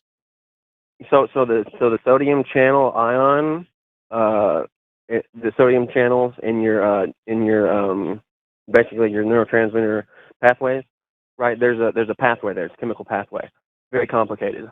And so we get into cases where we see things like Teflon that we don't know it's going to infect and kill 3% of the population, and manufacturers put it out to the world, and now 3% of the population dies from Teflon poisoning. Right, so there are these sodium channel. Just to be clear, pathways in the body. Sodium channel ions and neurotransmitters. You're talking about nerve cells. Yeah. Okay, and you're saying that Teflon. Right? You're saying that Teflon now has some effect on nerve cells. You didn't see the Veritasium video? He did an amazing video on this. Talked about the microplastic. Teflon. What I'm asking, I'm just clarifying the words you're saying. I'm just clarifying the words you're saying because you just said a bunch of jargon that didn't make a lot of sense. So I'm trying to make sure that it makes sense in a way that I can understand what you're actually talking about here. Or so you're saying that Teflon. Don't play me. Oh, it fucking didn't. First of all, I'm not being rude to you. I'm being very charitable to try to make sure I understand what you're talking about, because sodium channel ions and neurotransmitter channels doesn't tell you anything about any. I was able to ascertain you were talking about nerve cells because those are things that have those. But even like neurotransmitter channels and stuff, what chemical pathways? Everything in your body is a fucking chemical pathway. Yes, and that's why you run into problems with things like this, because they build up in these chemical pathways over time and have unforeseen side effects. Things like Teflon. That's what I'm saying. You asked me for a hypothetical Jacob, that would cause this. I gave you one. Teflon isn't. No, you didn't, Jacob. Teflon isn't fucking made of mRNA. You know you have mRNA in your body right now, all the time, right? No, please give me a break, Forrest.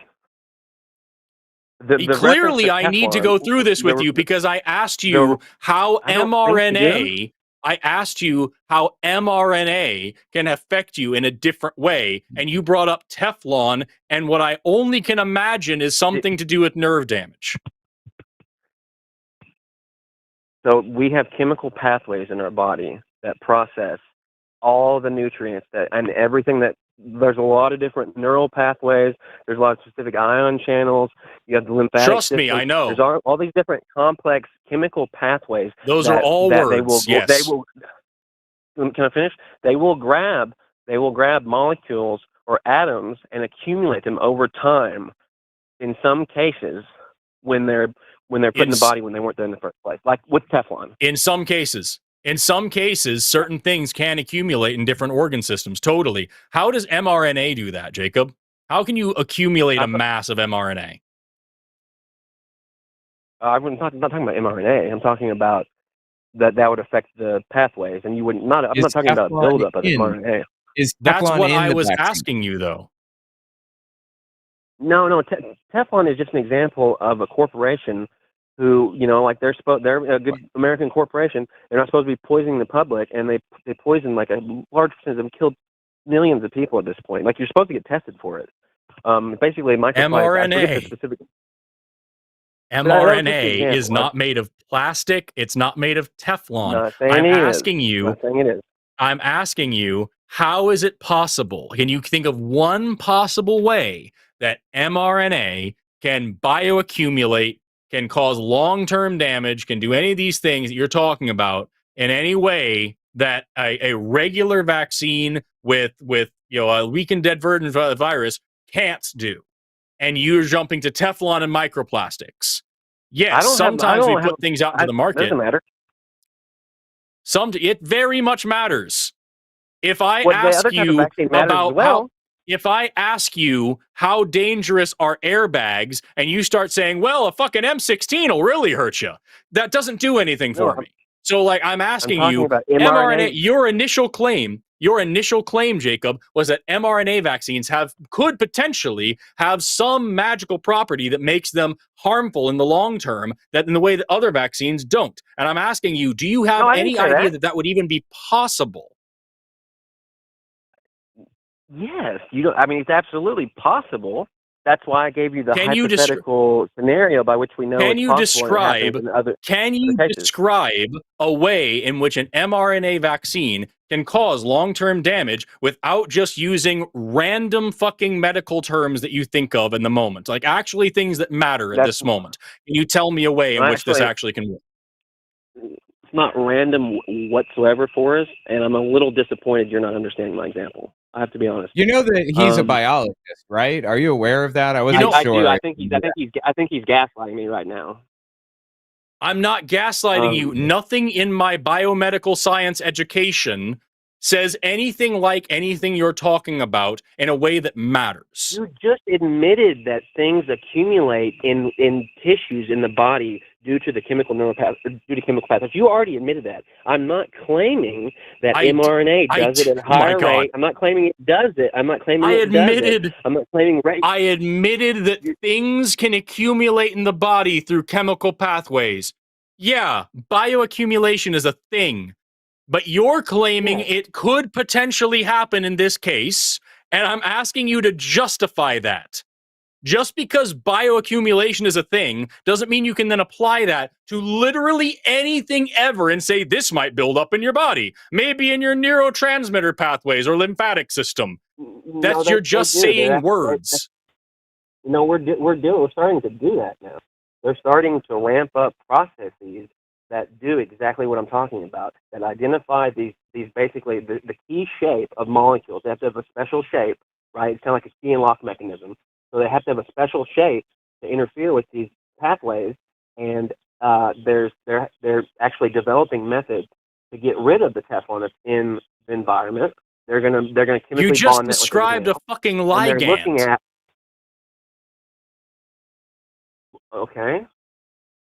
But you asked me to give a hypothetical. You asked me to give a hypothetical how this might happen. I gave you a how it might happen. No, you didn't. Maybe I can try to. Let me try to figure this out. You're saying so. Forrest asked how the mRNA could gather up in the system, and you gave an example of other substances gathering up in the system. But that's not mRNA. That's not the vaccine or whatever. We're talking about inactivated viruses in some cases, or mRNA in other cases. We're talking about those specific things, and there's no evidence at all, zero, that it gathers in our bloodstream or in our our neural pathways or anything like that. So you gave an example of something that does gather, but that doesn't say anything about the vaccine gathering any vaccines at all. It would be like if I asked you, how does artificial sweetener cause cancer? What are some ways it could possibly do that? And you said, well, cigarettes cause cancer. Those are different things. One is a carcinogen, one may not be. And so you're saying, here are some things that are harmful. I don't care about them. I'm asking you, do you have any concept of an actual biochemical mechanism by which mRNA, which degrades within a couple of minutes, could possibly accumulate in your system and cause long-term damage? Given the fact that I haven't told you, I'm a doctor currently researching this subject. I'm going to go ahead and give you the answer is no. When you say researching this subject, do you mean you personally are just scrolling through some stuff online and learning what you can, or do you mean you are being formally trained in this area? Formally trained. I said PhD researching. I said PhD researching the subject. So I don't know. You have a PhD researching vaccines. No, I don't.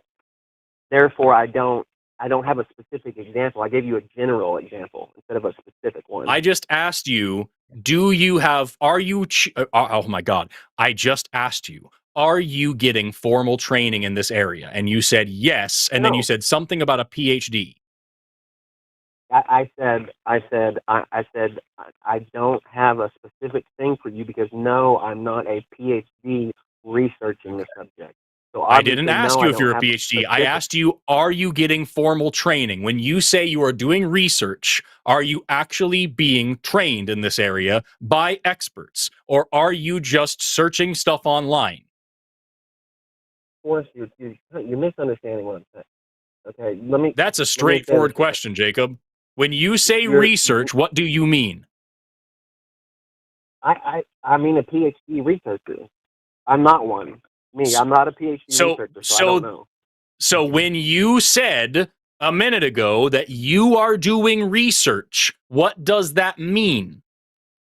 I misspoke or you misheard me. I didn't say I'm doing research. I said that is what you said. I said I'm not. No, I said I'm not currently researching it as a PhD. You said a minute ago that you are doing research in this area. And I think what you mean by that is you are just looking stuff up and believing whatever you want to believe about it online. Because I can tell you, people who know half of what you're talking, like actually know this shit, don't have the concerns that you have. So I encourage you to go learn some actual science about this, because it's very clear to me, as someone who has been formally trained in this area and still wouldn't call himself an expert, that what you're talking about here is so far outside of your understanding. You are making up boogeymen rather than actually understanding the science. I don't know if I'm equipped to handle that specific topic. I think that's a little bit out of my knowledge range. Then you need to get equipped before you have such a strong opinion about it. My interest in discussing this topic was merely that there's a specific legal system developed for this in '82, and that we should be verbally informing people about the risks, the actual risks, and the way they can get compensated for them, and then that would tamp down all of this madness, and we could I'm talking about better educating the population. Okay, here, let me just try to lay it out for you here, my position. I don't, first of all, there is no separate legal system. It's just a funded insurance program in the same way that Social Security is funded, unemployment insurance is funded, and it's funded by the vaccine companies for perfectly explainable good reasons, first of all. Second, the idea that you're trying to get this get more airtime to it or get it more known in the general public tells me that you think that there's a lot more danger associated with vaccines than there actually is. I don't. There is basically zero danger for vaccines, effectively, virtually, almost none. And they do inform people anyway. Deaths. What? There's been 12,000 deaths. from 12,000 deaths out of how many vaccines? Oh, but hold on, Jacob. I don't- Those are just raw know. numbers. That's not a percentage, which means we can't do anything with that, right? Like when I was giving you an example earlier No, on of something we're that's talking significantly more dangerous. We're talking about lives. I mean, of course, there's always a moral implication there. If we're talking about like saving somebody's life or if somebody's life is at risk. That was a different scenario. So I don't really think you can apply what I said there and here. And I just thought this would be an Yes, I interesting absolutely topic to can discuss because with I gave you a drug. I gave you a drug that I didn't identify. You didn't know what it was. And you were willing to hand wave it away by saying that you don't know the percentages. I'm just giving you raw numbers. And now here you have raw numbers that you are claiming are associated with these vaccines. I don't even know if that's true. I would love to see the study that you're citing on that.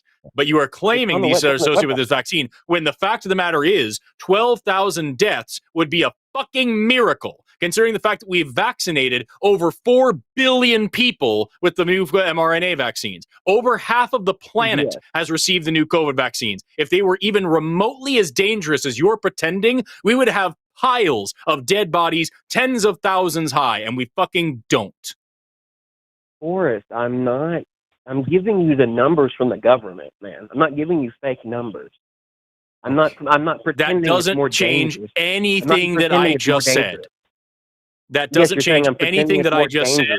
And if you would actually try having the conversation that is being had with you, not the conversation you think you might be able to win, you might have actually learned something through this. But I encourage you, Jacob, to go talk to an actual fucking doctor or scientist about how this shit works, rather than just whatever research you've done on your fucking toilet. Beyond that, I'm done with this call. It's fucking dumb. And it's been 44 agonizing fucking minutes of trying to explain basic biochemistry to somebody who just fucking throws out random nonsense words. I'm over it. Owen, do you have anything left? Oh my. All right, look, I'll give you the final word in just a second there, Jacob, but let me just say one more thing. It sounds to me like you have an idea of what you want everybody to think. The vaccines are dangerous, and you're sticking a few little things in here or there to try to solidify that, when the things that you're sticking in are nonsense, okay? There isn't a separate legal system that way. That's nonsense. Vaccines are not killing massive numbers of people. That's just not the case. So anyway, go ahead with your final... informed final consent is already the case, despite what you say isn't happening. It absolutely is. Right. Okay, final word. Go ahead. So all my problem is the fact that they removed the liability from the company specifically, as stated on the federal government's website. Go look it up. They're still liable, and that's why they continue to pay. All right. Can I finish? And feel my free to statement? take that same stance. Feel free to take that same statement, Jacob, with things like police officers who also have a release of liability for their shitty actions. I would agree with that. Sure. But it's not as scary as you're pretending. I'm not pretending. I just thought this would be an interesting conversation to have with you two guys. I'm a fan of yours.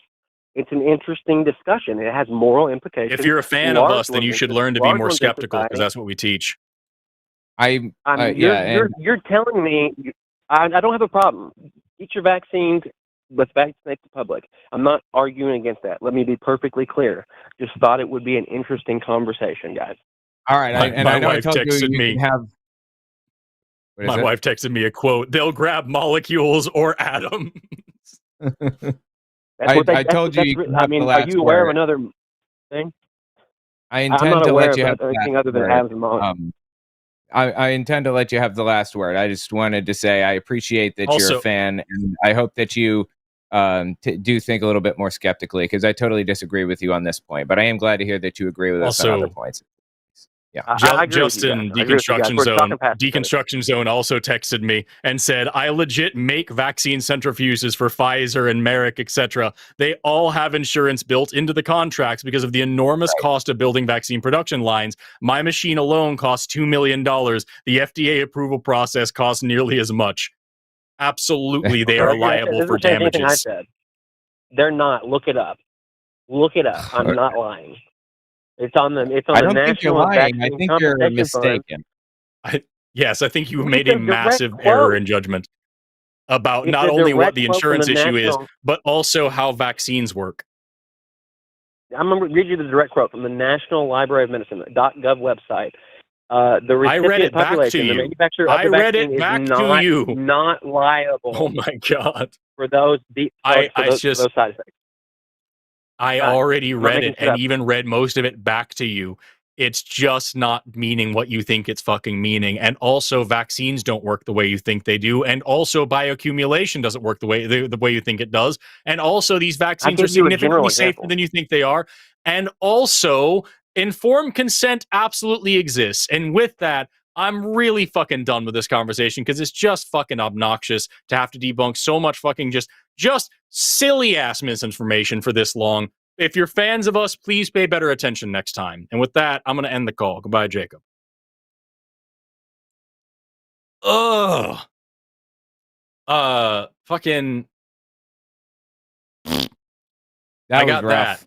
That just for this conversation. Okay. Yeah. I sometimes like conspiracy theorists come up with some absolutely wild doozies that I've never heard before, but I'd heard every single one of those. They were not as creative as I was expecting. It was lame. It was really lame. I'm going to go get vaccinated just for Jacob tomorrow. I'm going to go do an extra vaccine just for funsies. I'm going to ignore all the informed consent paperwork. Before you know it, if you're over 30 by 2024, you could have full-blown vaccine-induced immune-suppressed AIDS, as our friend. Yes, AIDS is a thing, of course. Hey, by the way, the actual show schedule for this week is we got me and John Gleason tomorrow for Skeptalk. That's what's happening.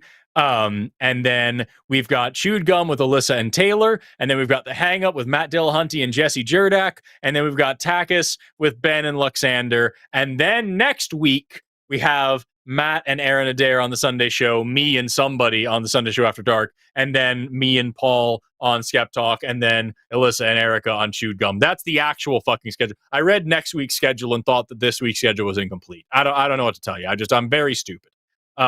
Fucking masters in biochemistry, masters in biomedical sciences. Don't know how to read a goddamn schedule. But yeah, that's what you got to look forward to. Watch the shows or don't. I'm not a cop. With that, yep. Thanks for coming. That was the show. Sorry about it. Thanks so much to Luxander, our producer for the night. Thanks so much to Owen for co-hosting. Thanks so much to all our callers, even the ones that suck. Thanks so much to all of our people in chat, even the ones that suck. Thanks to our mods. Thanks to our timestamp person, whoever it is this week. Have an awesome rest of your day and never stop learning. Bye.